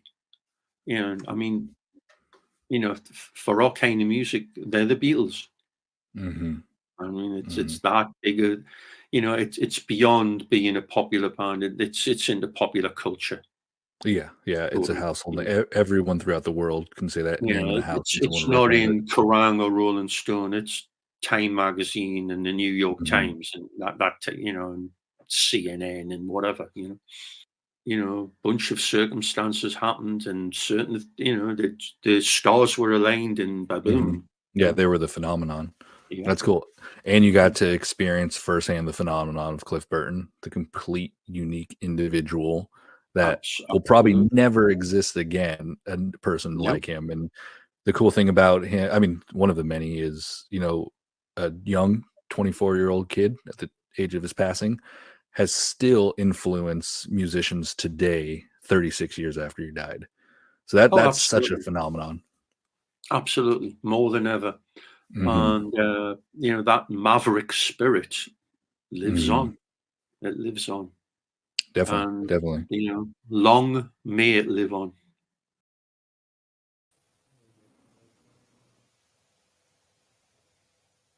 So that was my interview with John Gallagher of Raven. That interview went really well. I'm a little bummed I could only share 10 minutes with you guys today. So I encourage you guys to come back to the channel and watch the full-length videos, because that one, well over an hour with amazing stories, and I could just listen to that dude's voice all day, dude. So but yeah. Let's bring Mike back in. Say what's up to our dude. There we go. Now, what is that? What is that, Cliff, again? Right on, dude. Right on. Hello. Our boy. This day. Happy Cliff Burton Day, everyone. Thanks for everyone who's sticking around with us and watching the live stream. And thanks for everybody who's going to watch us in later days. Yeah, good interview, good segment. Definitely. The Winnebago. So at least I got that part right. You're right. Yep. And how Cliff took a number 2, as John said, and ripped off the door right after that. First rule. First rule. Don't do that. Yeah, at least leave the door on, dude. That's good stuff. Yeah, right on. Yeah, and this year we kind of focused on early Cliff time. Like, we definitely are focusing on Castro Valley, focusing on the Kill 'Em All for one tour, like really trying to find new stories, because I don't know, that's what we do. Keep Cliff's memory alive. Well, you're rounding it out. You're putting context and deepening the story. Rather than just sort of what everybody knows already, and that's cool. Yeah, exactly. Background. You're giving background to the story, and he's worthy of that. He's a good guy. He was a good guy. He was a good guy. Yeah, something about that whole family. I mean, just the Burtons were magical people, I'd say. I mean, like Ray Burton, absolutely amazing, the warmest dude I've ever met, and like I said before, the times I've ever talked to him, there could be 50 people around us, and the attention was just focused on him and I. Like he did that for everybody. So There's a word for that, you know, and it's the same with his son. It's genuine. genuine, yes. It wasn't, and that's why I was saying about the action figure, even as a joke, you know. Don't talk about him with the P word. You know, hey Dan, Yeah, buddy. You don't we're gonna talk bleep that out in the broadcast. No P word. I know it's a joke, but it's the exact opposite of what he was. So yeah, it was genuine. It was genuine. Yeah, and that's each person I interview they all kind of bring it back to the same thing about how genuine Cliff really was, and like how he represented himself, and how he carried himself, and how he kind of just anytime he walked in the room, you know, he brought this presence with him. What he say in the Battle of the Bands interview? We do what we do. Exactly. We're just doing what we do. The choice is yours. You know, what you do with it. That's our dude. That's our dude. So you wanna check out this next video I got? Do I have to? You do. You signed the contract. I'm in. Right on. So the next one the next one's actually one of my favorites. It's by a photographer from Chicago who is absolutely amazing. His name is Gene Ambo, and he was the one. Say it one more time, Mike. Can I do the intro? Yes, you can. So the next video segment that you're going to see is a legendary photographer who comes out of Chicago. Was around for the early days of the Cabaret Metro and all the thrash things that came through. Was always there, was always shooting. Good guy, good hang, Mr. Gene Ambo. But we called him Mr. Gene Hambro. Oh, sick. Okay, gotcha. Yeah, I've done 3 shirts for them now. The third one's coming out for Cliff Burton Day, but this will be the third one, or this was the first one. So tell me about the third one. Where was that photo taken? The third one is, I think it's one that was shot in Milwaukee at the Palms on the Kill 'Em All tour. Yeah. With Cliff wearing his very rarely seen white button-up T-shirt. Yes, his white button-up, his mom's shirt. That was in the era of when I think they were still wearing the mom clothes from high school and stuff, you know, residual mom clothes, probably rolled up inside the Samsonite, you know, with the jug of herbal essence, you know. I remember I got a call from Johnny Z, and he asked me to meet up with Cliff because he needed to get some pot. I met them. I told them to meet me at this intersection. We kind of went to by their hotel, and I remember Cliff was driving this camper, and you know, they pulled up, and we jump in the back of the camper, and James is in the back. Cliff's driving around, and we're telling him how to get to the pot guy's house. And James is drunk, just jumping all over the camper, Cliff's making a turn, and James tries to run up against the wall and tip it over while we're in it. And, you know, Cliff's just driving along real mellow. And that was my first Cliff experience. Other than that, you know, we got him a little weed. And I remember the next day I was meeting up with him and asking him how the weed was, and he had forgot it in the hotel that night.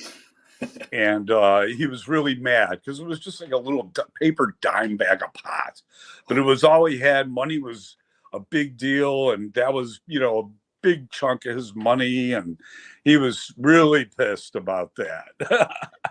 I don't think any of us were actually old enough actually at that time, because Chicago's a 21 liquor law.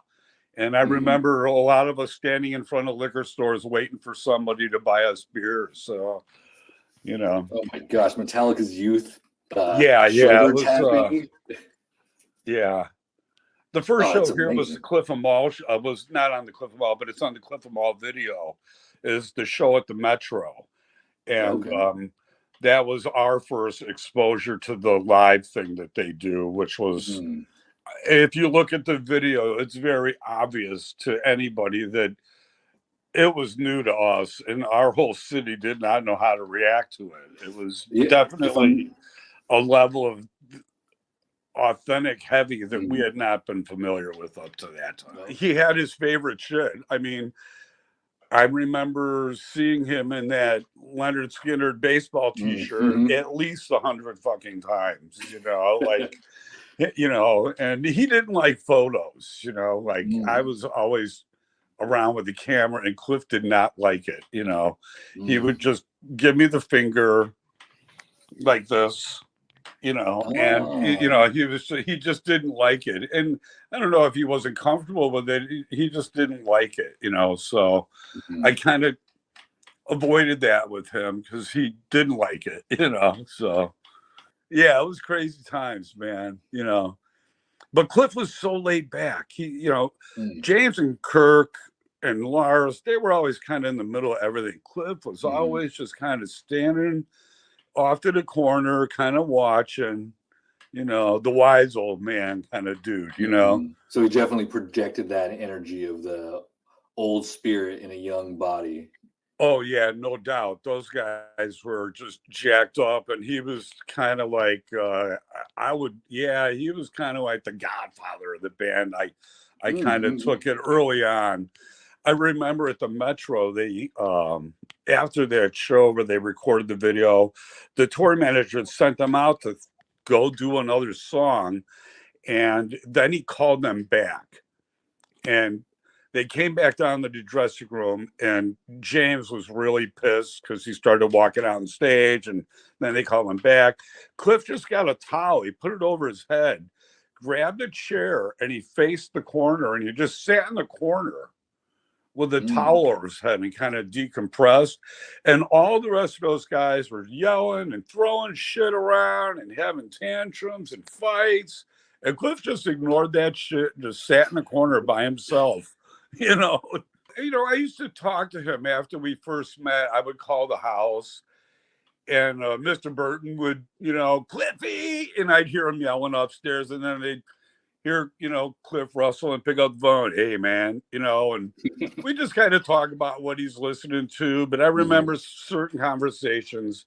One, he loved his car, that VW. He was so into that car. And I remember somebody broke into it. He was really pissed. And I remember once he got his Olympia bass.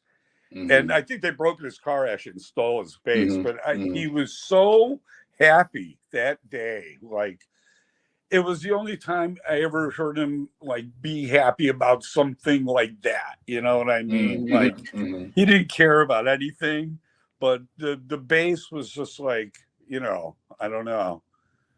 He was super, super psyched. And it got stolen, I think. So that was, I remember talking to him about that. That was a very emotional day. He would tell me stories about all his buddies out there. And I remember talking to him, and he'd come back and tour and go camping and fishing and talk about, hanging out with Puffy and those guys. And those were like his favorite things, like that, outdoors, fishing. And, jamming.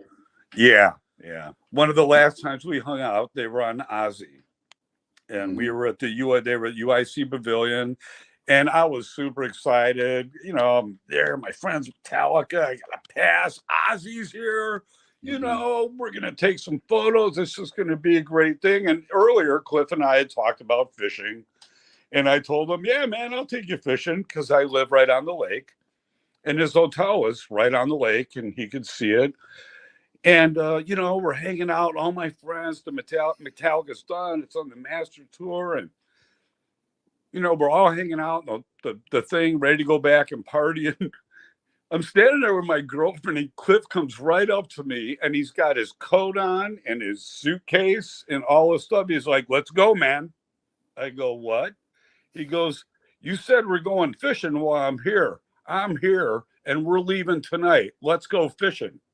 And I go, right now? And he goes, yeah, man, right now. And I go, okay, really? And he goes, right now.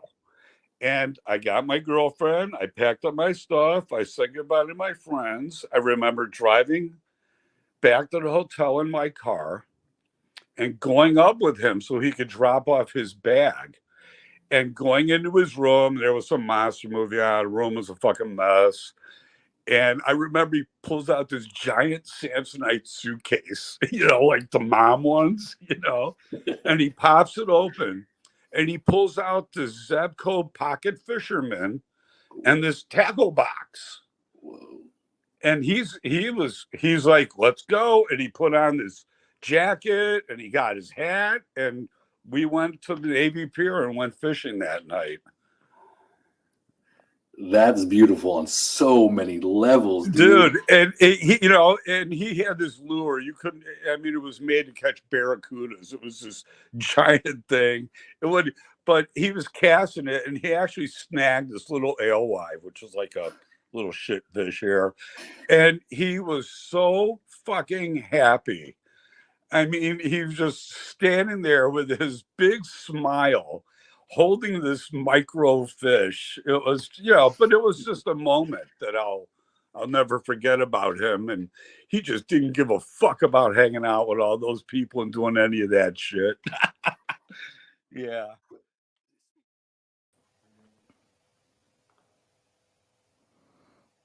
Yeah, Gene was such a pleasure to talk to. I mean, his personality, his vibes, his story. Yeah, that was a really cool interview with Gene. So I love that dude, Mike. Dude, such a rad dude. Kind of thing that kind of struck me there in a little bit of a way, if I may. He's smiling and it's funny and it's lighthearted, but there's also a sadness too. I think that's what he said to introduce that story. I think you said that was the last time you saw him, right? Mm-hmm. Mm-hmm. So it's like it's really a great story and it makes you smile and it makes you laugh and feel good. But you could also see with Gene that there was times there when it was a little sad too, Oh yeah, definitely. And definitely. that's the thing, that's the powerful people. They impact you in a powerful way, and you remember them. You remember them. Mm-hmm. So for all those reasons, the same with what Tony Martin said. It's like he would give anything if he came back. If he could help do that. It's like you have the sadness and you have the the joy too. Yeah, and it's super cool that everybody I've talked to over the years is open to share their stories. I mean, with Gene, he shared one of his last stories with Cliff, and how poetic was it that he got to go fishing with Cliff to end, that finally, time. Right? Yeah, finally. It's like, yeah, absolutely beautiful. And like, yeah, Gene, if you're watching, thank you. Yeah, Gene, well done. I said it before. For me, I mean, Jan Burton taught me how to fish, so I'm with you on that. They were big on that. Yeah, when he told me that story, we know like Cliff and the Burtons love fishing, but for him to bring a fishing line out on tour, like it's awesome.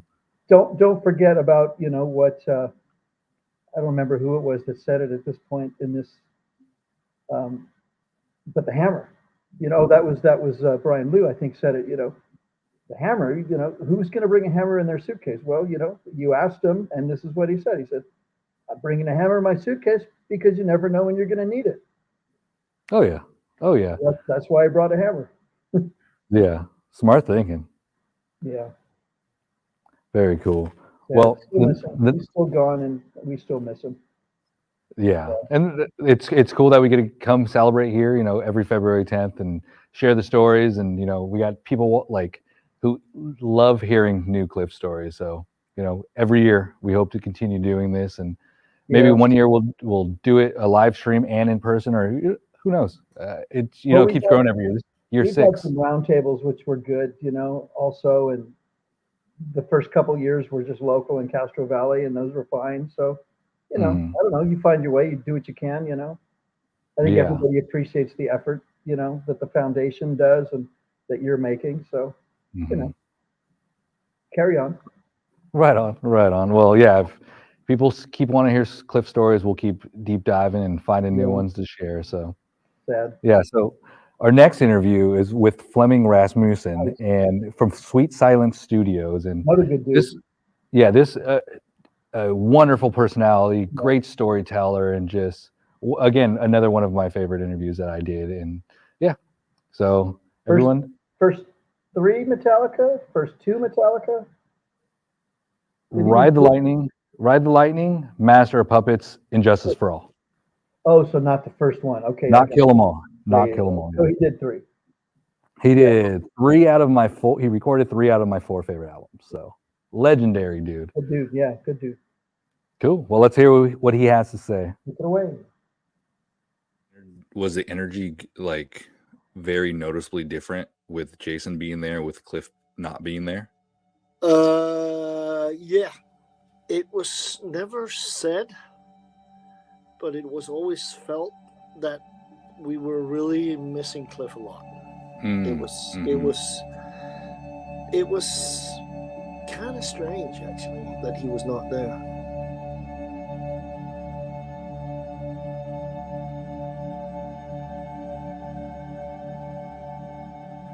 So then what year did your time with Metallica begin? Was it 84? It started in 84, yeah, with Ride the Lightning, yeah. They contacted me. I'm pretty sure it was Lars who called me because they didn't have any management at the time. And Lars called me and asked if I was interested in recording like I think he called it a hard rock band. So before them showing up and arriving, I take it you were able to listen to Kill 'Em All? Yeah, but I didn't.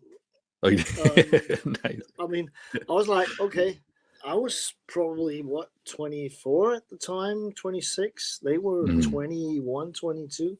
They're like 4 or 5 years younger than me, depending on which one it was. And we kind of clicked from the beginning. We had this vision of how this would sound, and I was totally into that kind of music also. He hated wearing headphones. So what we actually did was I had like, for listening purposes, if you had like a symphony orchestra or something, we had installed some huge JBL monitors in the studio. So I ended up sending like a rough mix of the track through those speakers. So Cliff could jump around in the studio, and he would have the amp in another room. Well, the amp was in the room, but the speaker was in an adjacent room that was isolated, and I would record that. And you know, sometimes you just see that hair come bouncing up and down from the window. It was great. I mean, he was like banging it like he was on stage. So back then, did the guys live at the studio? On the first album, yeah, they did. Because they didn't have any money, so. And at the time, we hadn't made the B studio, so we had like a whole floor, the second floor of the studio, where the B studio ended up, which was actually totally empty. I had my model railroad up there. That was it. Okay. Yeah, that was cool. And, you know, they could just crash there. We had a shower and everything. Oh, yeah. And, yeah, you know, I've kicked them in the shower once in a while when I thought they smelled too, you know, because we had a mastering suite as well that where the TV was, so they were sitting in there, you know, drinking, and sometimes I come in and go, fuck you, shower guys, because you're not coming into the control room smelling like that. I remember them complaining about the Danish girls not being, you know, as friendly as the American girls were. So that was it. They were like, why are they so stuck up? I mean, I don't know. Maybe it has something to do with not showering for a while. What you're saying. Maybe you should get a haircut. I don't know. Whatever. Recording both Ride the Lightning, but especially Master of Puppets, it was like full power from the minute we entered the studio. Because it was like it was Metallica against the world, and we were gonna fucking prove everybody that thought this was shit. We were gonna prove them wrong, and we started the day. We always started at 7 at night and worked through the night, because that would give us more freedom and nobody would call all the time. And, you know, if we wanted to continue, there was not a deadline in the other end. So we would start, the official start time was 7, and we should continue to about 3. And it was good vibes all along. Everybody had, you know, you had that feeling that we were all doing this thing, and everybody knew where we were going.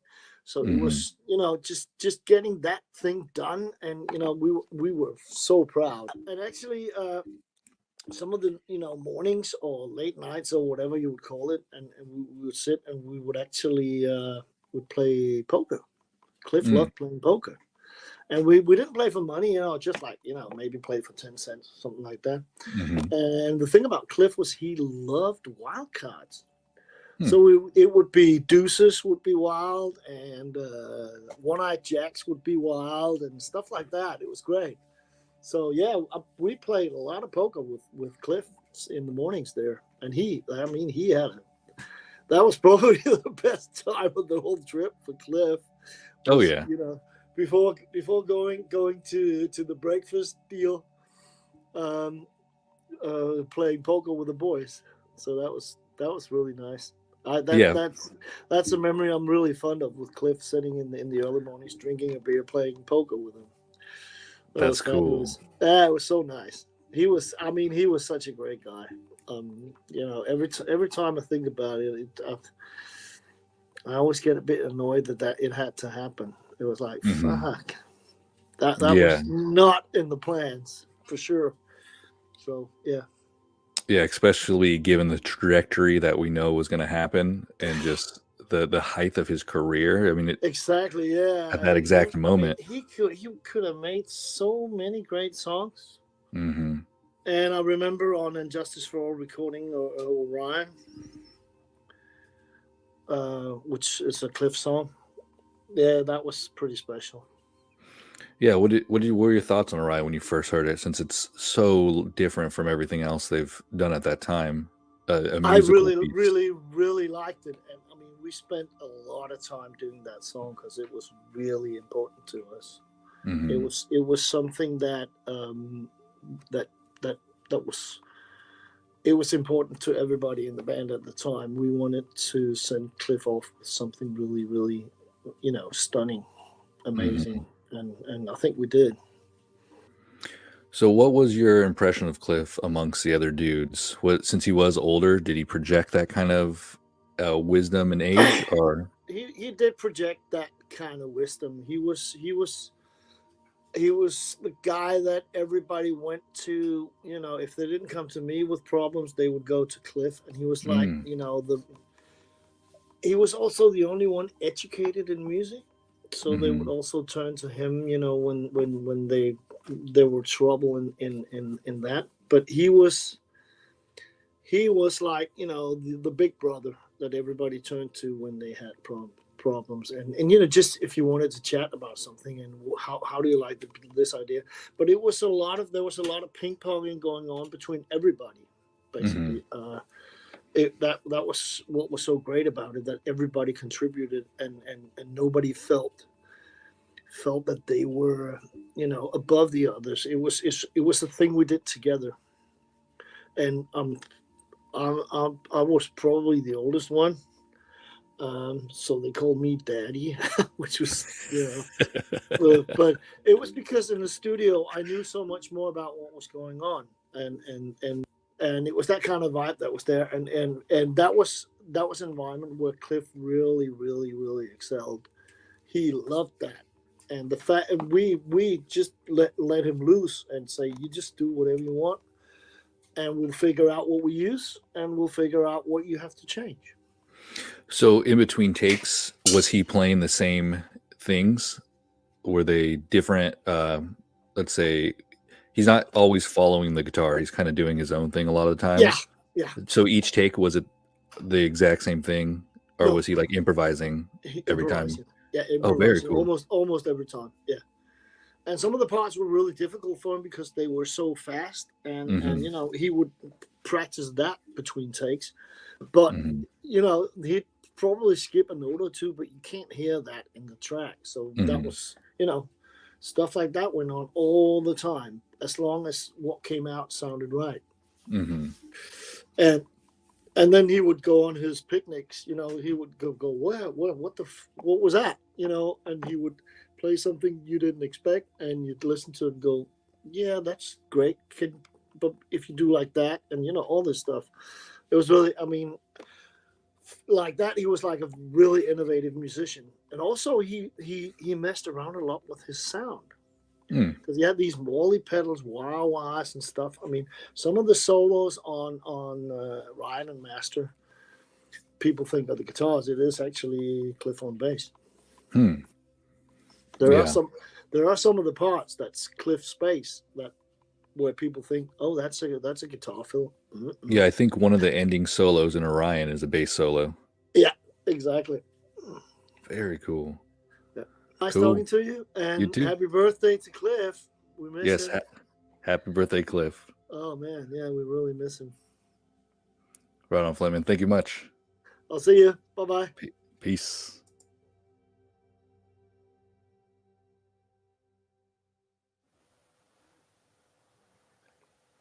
Flemming's tight. That was tight. I hope you guys enjoyed those stories. I mean, like you said, he recorded 3 of the best 4 Metallica albums. Like, that dude's awesome. I love him. His spirit's good. He just, you can feel the vibes, right? Nice work. Thank you. Thank you very much. Thank you. Thank you. 2 things, if I may. Let's hear it. Number 1 is, I wish you would have asked him. I think I know the answer, but I wish you would have asked him the nuts and bolts of the recording process. You know, how many takes did Cliff do of these songs? My guess it would be 3 or 4 max. Oh, okay. Yeah. My guess is just based on the musicianship and the polish that he had. His shit was together, you know. As it came out, it was together. My guess is he didn't do a lot of takes. That's just a guess. I would have liked to have asked him that question. Yeah, we definitely did more of a deep dive. I only able to really preview the 10 minutes, but And yeah, we number- talked about like recording techniques and stuff like that. Number 2. Yeah, exactly. Well, and there's plenty of other stuff to talk about, but that's just one thing I was wondering myself, because you know, I was on the other end of that as all of these people were, you know, as all of those people here were tonight.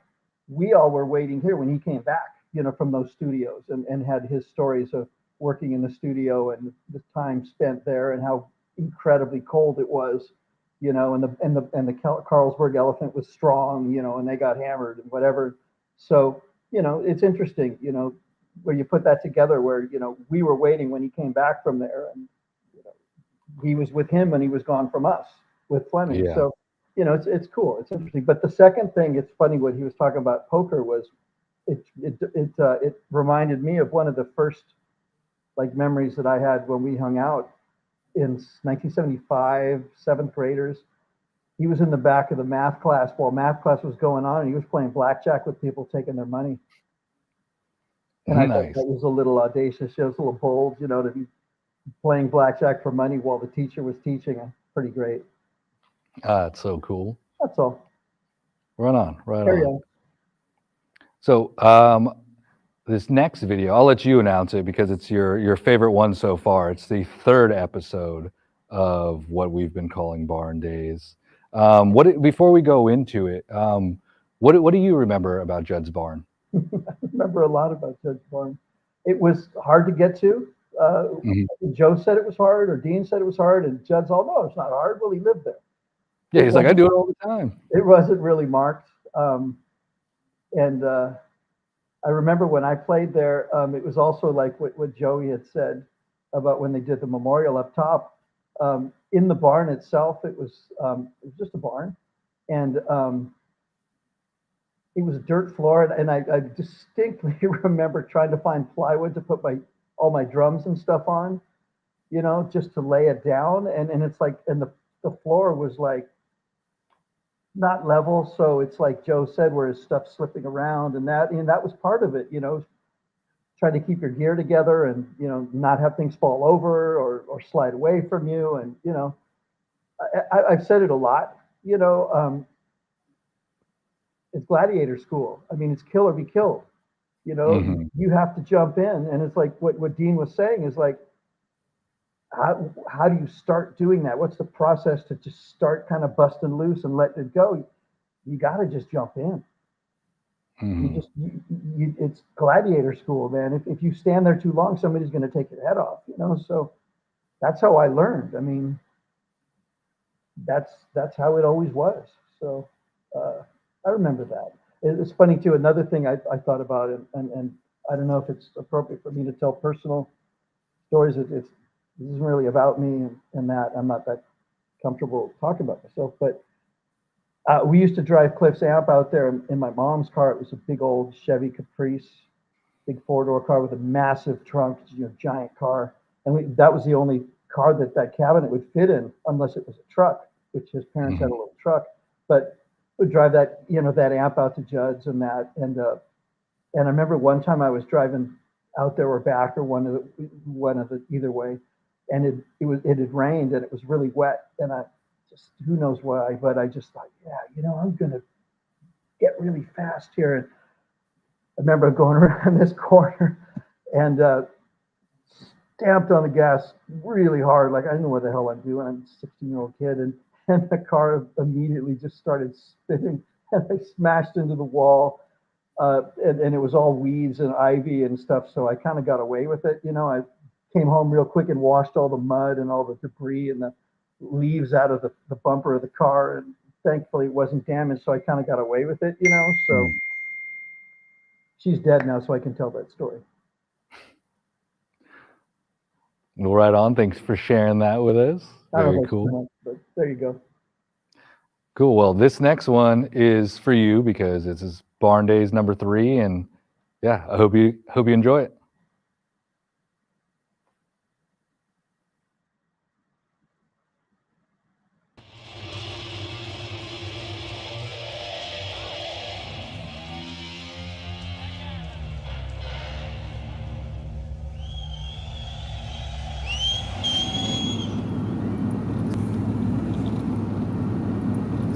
Since I've been out here.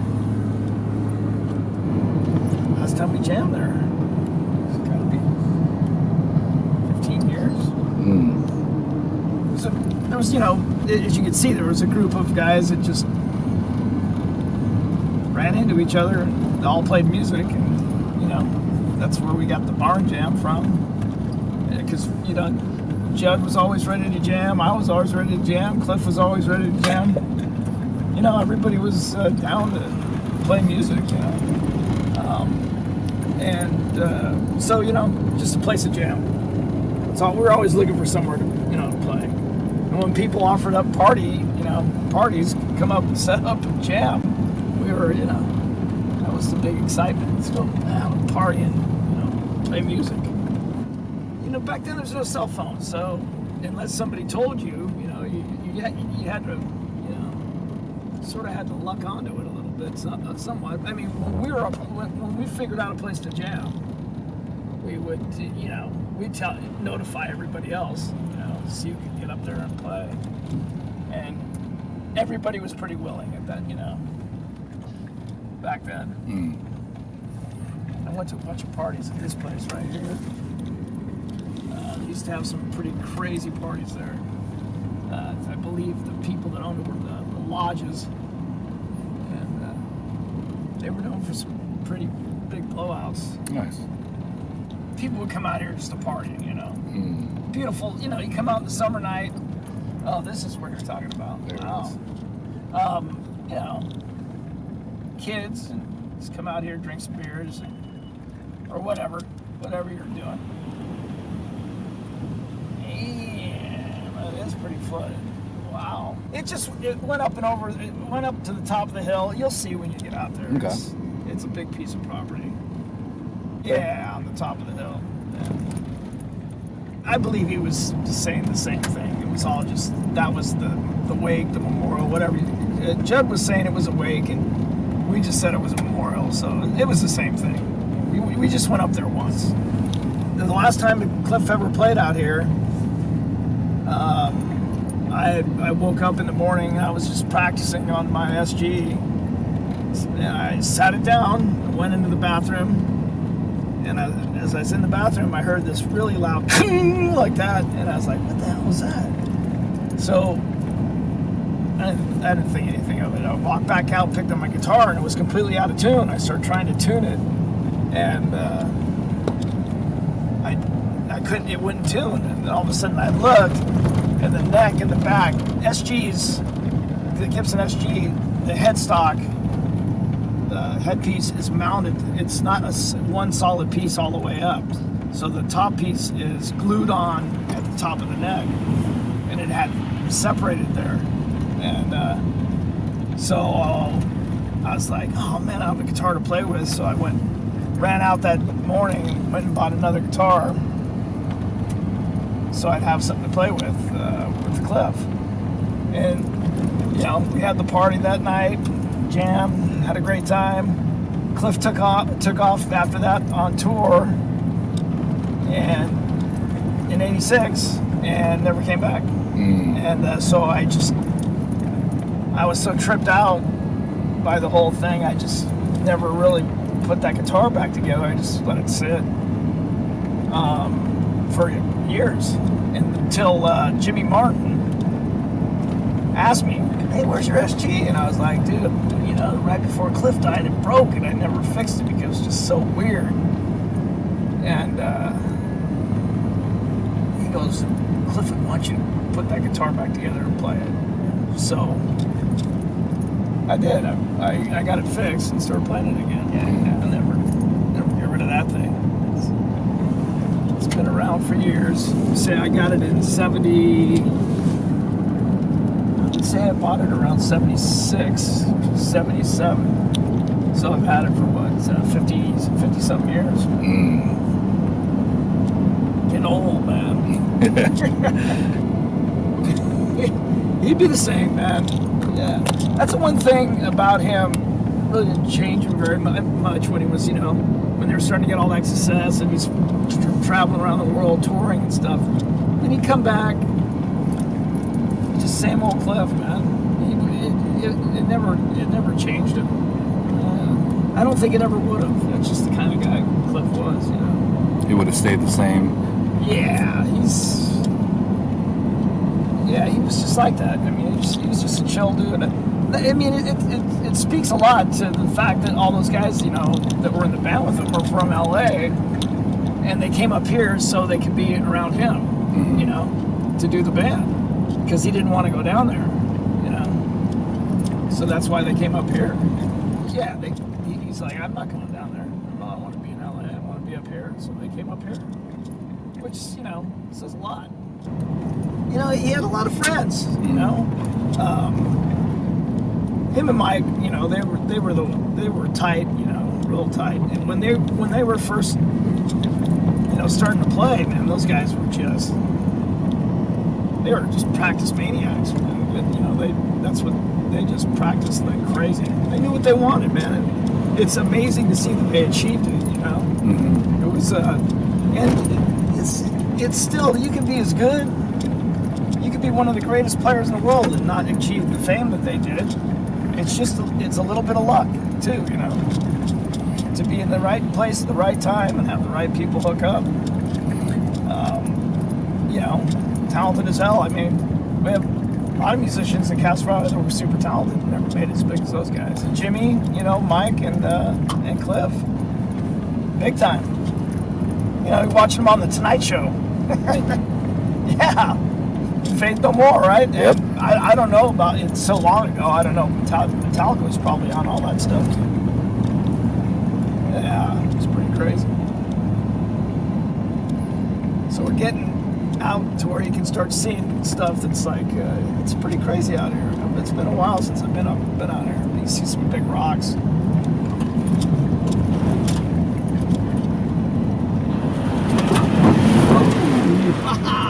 Yeah. 20-something years.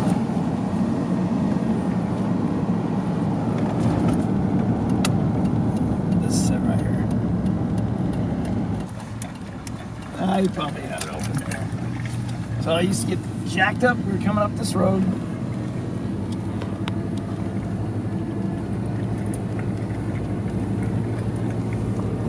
So that's the place that Jen was talking about where he lived. The VIP room? Yeah, right there. And that's it. Yes. That's the old barn. That is picturesque. Oh, with the hills in the background. That's perfect. Yep. Dude, it's been 20 years since I've been out here. Yeah, this is the barn. We used to load all the equipment in like right there. And see up there? Yep. That's where we did the memorial up there. That big rock up I there? don't know if it's that one or that one, but it was up on. It's been so long. I know we took a road over here to the right, so I believe it's right there. That's where we went up and did the memorial with the generators and stuff. Nice. You lugged them all over there. Kegs of beer, everything. Oh my gosh.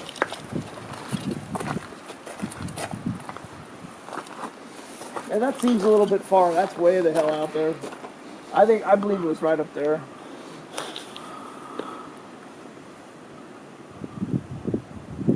This is a little bit of a trek, you know. Yeah, there's all hay and stuff in here now. This was the jam part. Do you want to go in here? Yeah. Hey, is this the barn? This is the barn. Oh.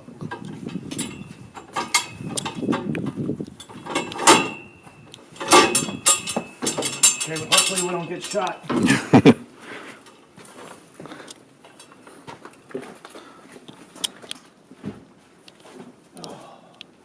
There you go. Drum set's still set up. Sick. That was the stage. Oh my god. Pretty crazy, huh? That's wild. I've heard many stories or references numerous times.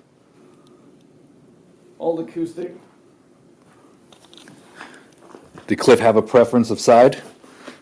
I imagine he played. Where did he always play? When he played with me, he always played to the right. So yeah, he would have been there.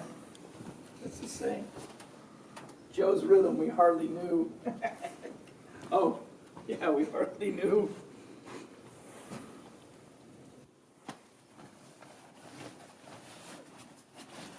Well, it was 212s. Probably for, I don't know what the hell that's for. You got a monitor here. Yeah. Damn. Wonder when the last time this place was used. I mean, stuff's still like drumsticks, drum set. Oh, yeah. Like they brought the cymbals in. That's it. PA is still hooked up. It's been there forever. Oh my gosh. So this rack wasn't there. It was like you could sit along that side over there, mostly just standing. You know, people partying out here, and then the door would be open, and people would be out there partying everywhere. So there was someone up here blowing fire. Oh yeah, somewhere up in here, blowing a fire down. I guess up on top there. Dude, it's been so long, man. I don't remember. But a lot of times you're out here partying, you're out there partying, you miss stuff that's going on inside. And it, you know, we just go all night, so. Damn, this is pretty much exactly how I imagined it. Yep. Like, This is it. Thing's been here forever.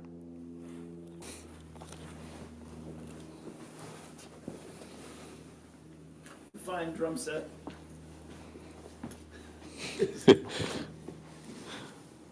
that's a pearl. I mean, I feel like the weather or just the temperature changes would be harsh for it. Oh yeah, as far as, but we didn't care. You know? Yeah, it was a party spot. Whoop. We didn't care. Look, part of a piano. It's gotta be. It's a broken acoustic guitar over there too. Damn, this thing's. The party lights. I saw some up there too, in actual coffee cans.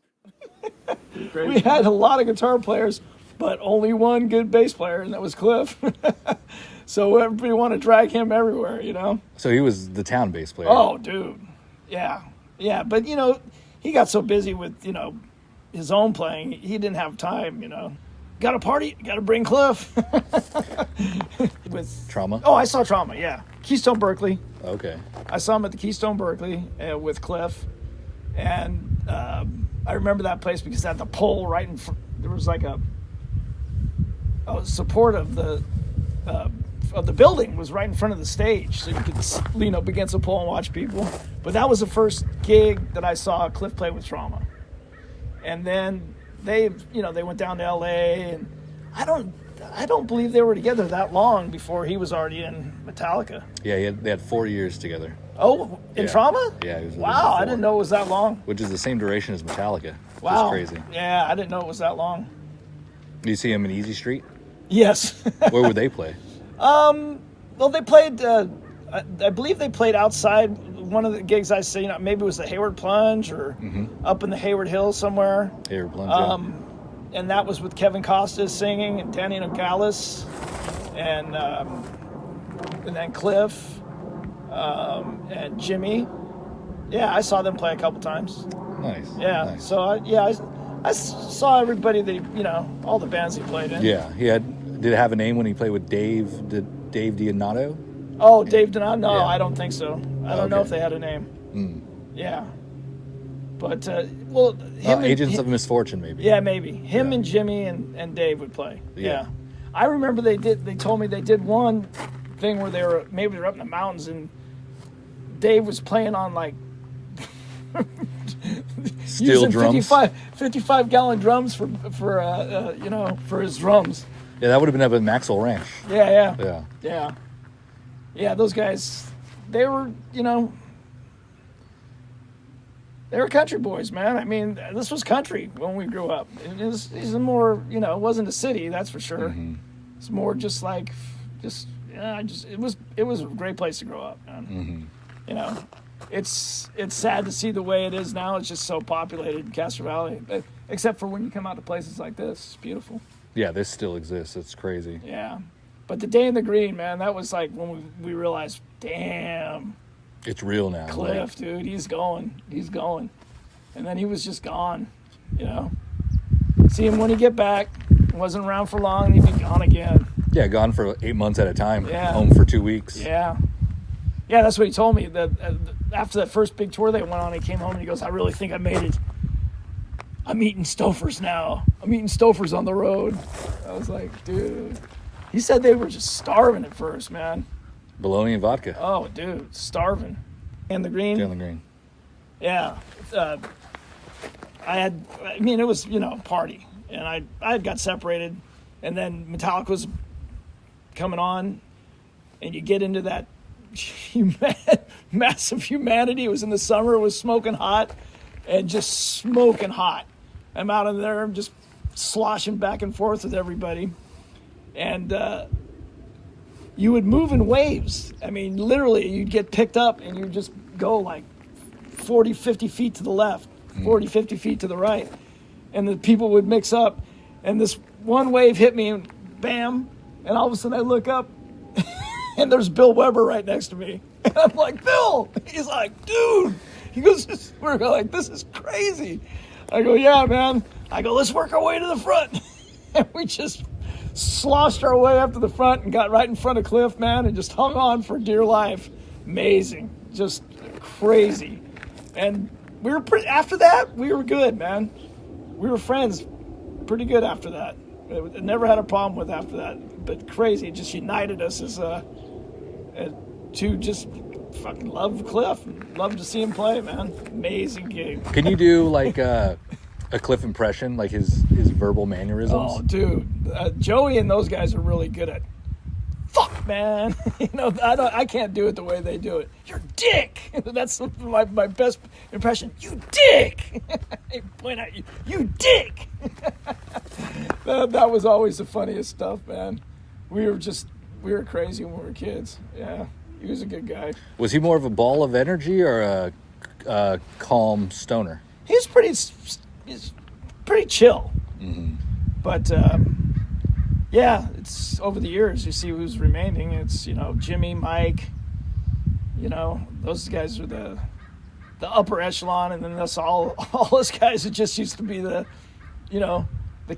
supporting cast around those guys. I wouldn't even say that. Like, you guys are all a group of people. 3 of the people got a very successful career, but you guys have continued the music. Oh yeah. Going 40 years later, like, it was all inspiring going into that jam room, seeing all you guys talk and reminisce on the good old days, and knowing that you guys are all still here, still doing it, and still honoring the memory of fallen comrades. Yeah, definitely, man. Yeah, I think I've dedicated a few songs, when we get up there, to Cliff and to Mike. Say, hey, this one's for Mike, man. It's for Yaz, or it's for Cliff. Just keep that gig that we did at the Cornerstone. You played that that movie, Murder in the Front Row, that was amazing. I'd never seen it before. That was the first time I ever saw it. And all the stuff, you know, talking about Cliff and all the, you know, the whole, you know, scene when they were, you know, growing up. Yeah, that movie actually followed Cliff's experience. Paul Bailoff as well, too. Yeah. But the movie ends with Cliff passing away. Yeah. Did you get to catch him on the Master Puppets tour? I saw, well, the last time they... Ozzy at the Cow Palace? Yeah, I believe that's the last time I saw him. Yeah. That would have been, the last time anyone seen him. The kids who went to see him were crazy, you know? That's cool. Well, it's cool that a friend of yours is someone who is world-renowned. I mean, it's not just Drew and I chasing these stories. Like, there's an audience all over the world for it. Right. And another thing, well, why it hits so close to home is because I'm from here. And just to know that, like, that dude changed music for 40 years later, forever, essentially. I mean, he's a Lemmy now. He is... Yeah, definitely. He's an icon. And he only had the 4 years that he, you know, had to build it. I mean, that's the thing that I always trip out, man. Damn, it just so sucks that he was gone so young, man. I mean, it was pretty much utter shock for me and everybody for months after he passed away. Where were you when you got the call? So I was in my mom's basement. That's when my guitar broke. And that's when my buddy Joey called me up. Joe Cabral called me up and said, "Hey, dude, Cliff passed away. He died." I'm like, "No way, dude." That's like, I go, "No way." I thought he was just joking, you know? He goes, "No, you know, serious, man. He died in Sweden." I'm like, "What the fuck?" And then we, you know, I believe we got together that day and just got hammered, you know? Because that's just, you wouldn't expect that to happen, you know? You just didn't expect. I expected him to just keep going and, you know, be like Black Sabbath, be like what Metallica is to this day, you know? And who knows, you know, who knows how long he would have lasted if he would have lived with them. I don't know how long he would have played with them. Cliff was a trippy dude. Fame might have been hard for him. You know, he was more of into just hanging out with, you know, the big fame. I don't know how he probably would have been able to do it. Mike and I have speculated or just kind of imagined him joining Mike in Ozzy since they're such big Black Sabbath fans. Oh, yeah. Yeah, well, Mike got to play with Sabbath. Like, he said he did like 20 gigs or something with them. Yeah. I remember seeing him that on was stage always with at kids. Ozfest or something like that. Yeah. Isn't that wild? Like, yeah, everybody's favorite band in town. Like, and then he played with Ozzy hundreds of times, you know. And I never, you know, the funny thing was when he was going through all this stuff, I didn't talk to him. I hadn't talked to him for years. And at one point he called me up. He goes, "Dude, you still playing golf?" And then just recently when we hooked back up again, through the Cliff stuff, you know, saw him at the first Cliff thing. That's when we reconnected at the music school. And then every year then we'd see each other. And just recently me and him have been texting a lot more and, you know, talking on the phone and, you know, and it's all because of Cliff, you know, our doing the Burton Day, you know, Cliff Burton Day. So it's cool. It's rekindle a friendship with me and Mike, which is cool, man, because, you know, I've known him since he was 14 years old, you know, so I'm 60-something, 63 now. So that's 51 years I've known him, you know. You'll have to take him up to this barn so he could walk down memory lane. Here? Yeah. I mean, you could feel what's going on. You know, Mike's over in, you know, Marin. You don't want to come all the way over here. But he does come over for Cliff stuff, man. Yeah, that's true. He hasn't missed one yet. Yep. Like I said, awe-inspiring that everybody kind of it's still here. It's like a memory that you guys try to go back to and everybody's gone, but no, everybody's here. You guys still jam. Like, yeah. That's cool. We're all around the same spot, too. That's the crazy part. I guess once you're here, you don't leave. It's pretty crazy. That's cool. I'm so glad this is still here.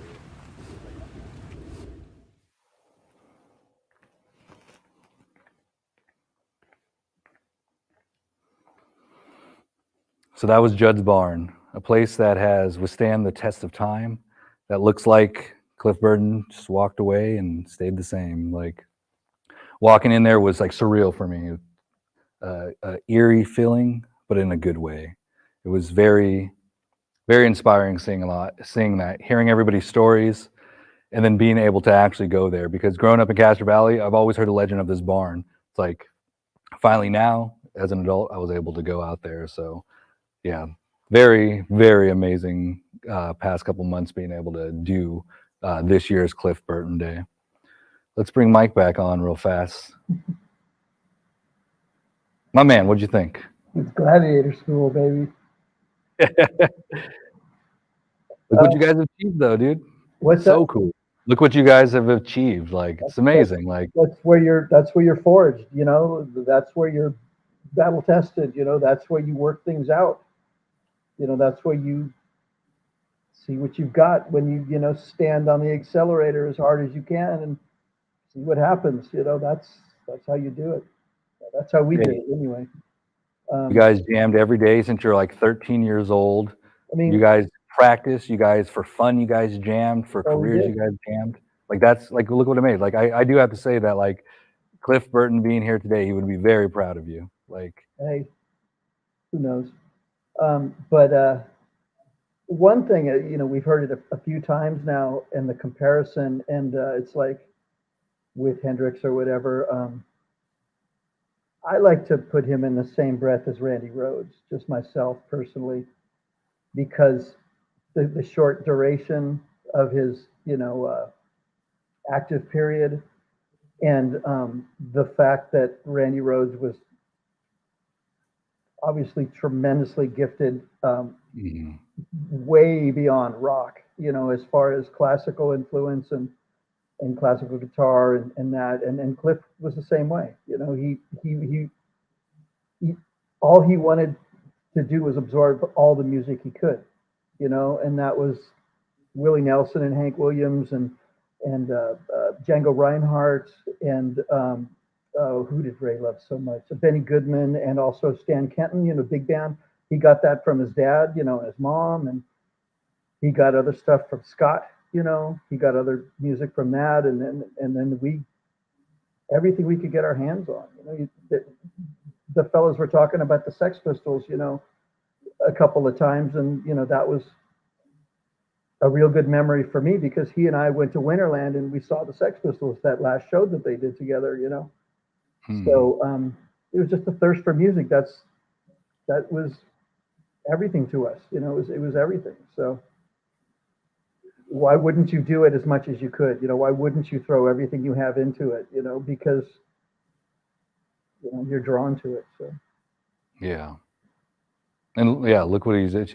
We're still here, but we miss him. Yeah. Well, yeah, it feels good to be able to celebrate him and just. I'm not even saying keeping his memory alive because it's so much more alive than it's ever been. Insane. Like, I mean, you talk about what would he this or what would he that? It's like, what would you think of this? I mean, he would probably just laugh. What else can you do? Yeah. And you hear about, he was chill this and he was chill that, and he certainly was. But he was also a tremendous goofball too. You know what I mean? I mean, even in the Battle of the Bands interview, you can hear a lot of this tongue in cheek, man. And he was a super funny guy. He was a super goofball at the right time too. So I mean, it's all of those kinds of things. So yeah, he's a multi-dimensional character. Like, a rounded individual, a good human being. It's like, I mean, he was funny. I mean, it's like, here's an example. Sunday night, on TV, on PBS, on the PBS station that we had here, Channel 9 KQED, you had two choices. It was every other week. You either had The World at War, which was this insane footage-heavy documentary about World War II, or you had Monty Python. And he watched them both. He absorbed them. You know what I mean? He absorbed them both. So you're talking about a well-rounded individual. The dude that played Dungeons and Dragons and chess. He's a deep thinker. But he was also a goofball. He was also really funny. Super funny, hilariously funny. It's like, you can't put somebody in just one box. Even somebody so kind of legendary and great. It's like they're nuanced people. They're well-rounded. People. So Yeah, that's what I've hoped to uncover the past 6 years of doing this. It's just like prior to like YouTube and whatnot, we only had a few videos. We had Cliff Amal, and that was it. He was such a mythical person, but now we actually get to like deep dive on who he was and, you know, hear all these firsthand account stories. So Yeah. you know, I it's been like, a pretty cool. I like watching that Cliff Amal because it reminds me of the last time I had a haircut. Right on, right on. Yeah. Thank you for doing this to Oh everybody. yeah, definitely. Connie, Well, I do want to say that it's not Miguel. just me doing it. There's many of us behind the scenes, a lot of editors, a lot of people. Drew helped me film this, and I have a whole crew here today, and I like to at least bring them out here so they can get on camera with me for a moment. Hey Flemming. Come on, guys. Hey Guys. Flemming, how many takes did Cliff do on average? Yeah, Flemming, if you're watching, let us know. I bet it was less than 5.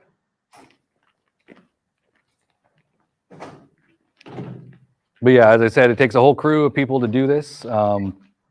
Takes a bunch of months, and yeah, we just want to say thank you. We want to say thank you to Mama Dog for having us here and providing us with this space. And yeah, it's been a very amazing journey so far. And Mike, thank you very much for always joining us, and thank you for everybody who's been watching. So this is Cliff Burton Day, and yeah, we'll be back next year, everybody.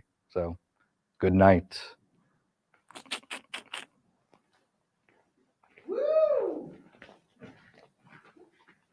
That's a wrap, fellas.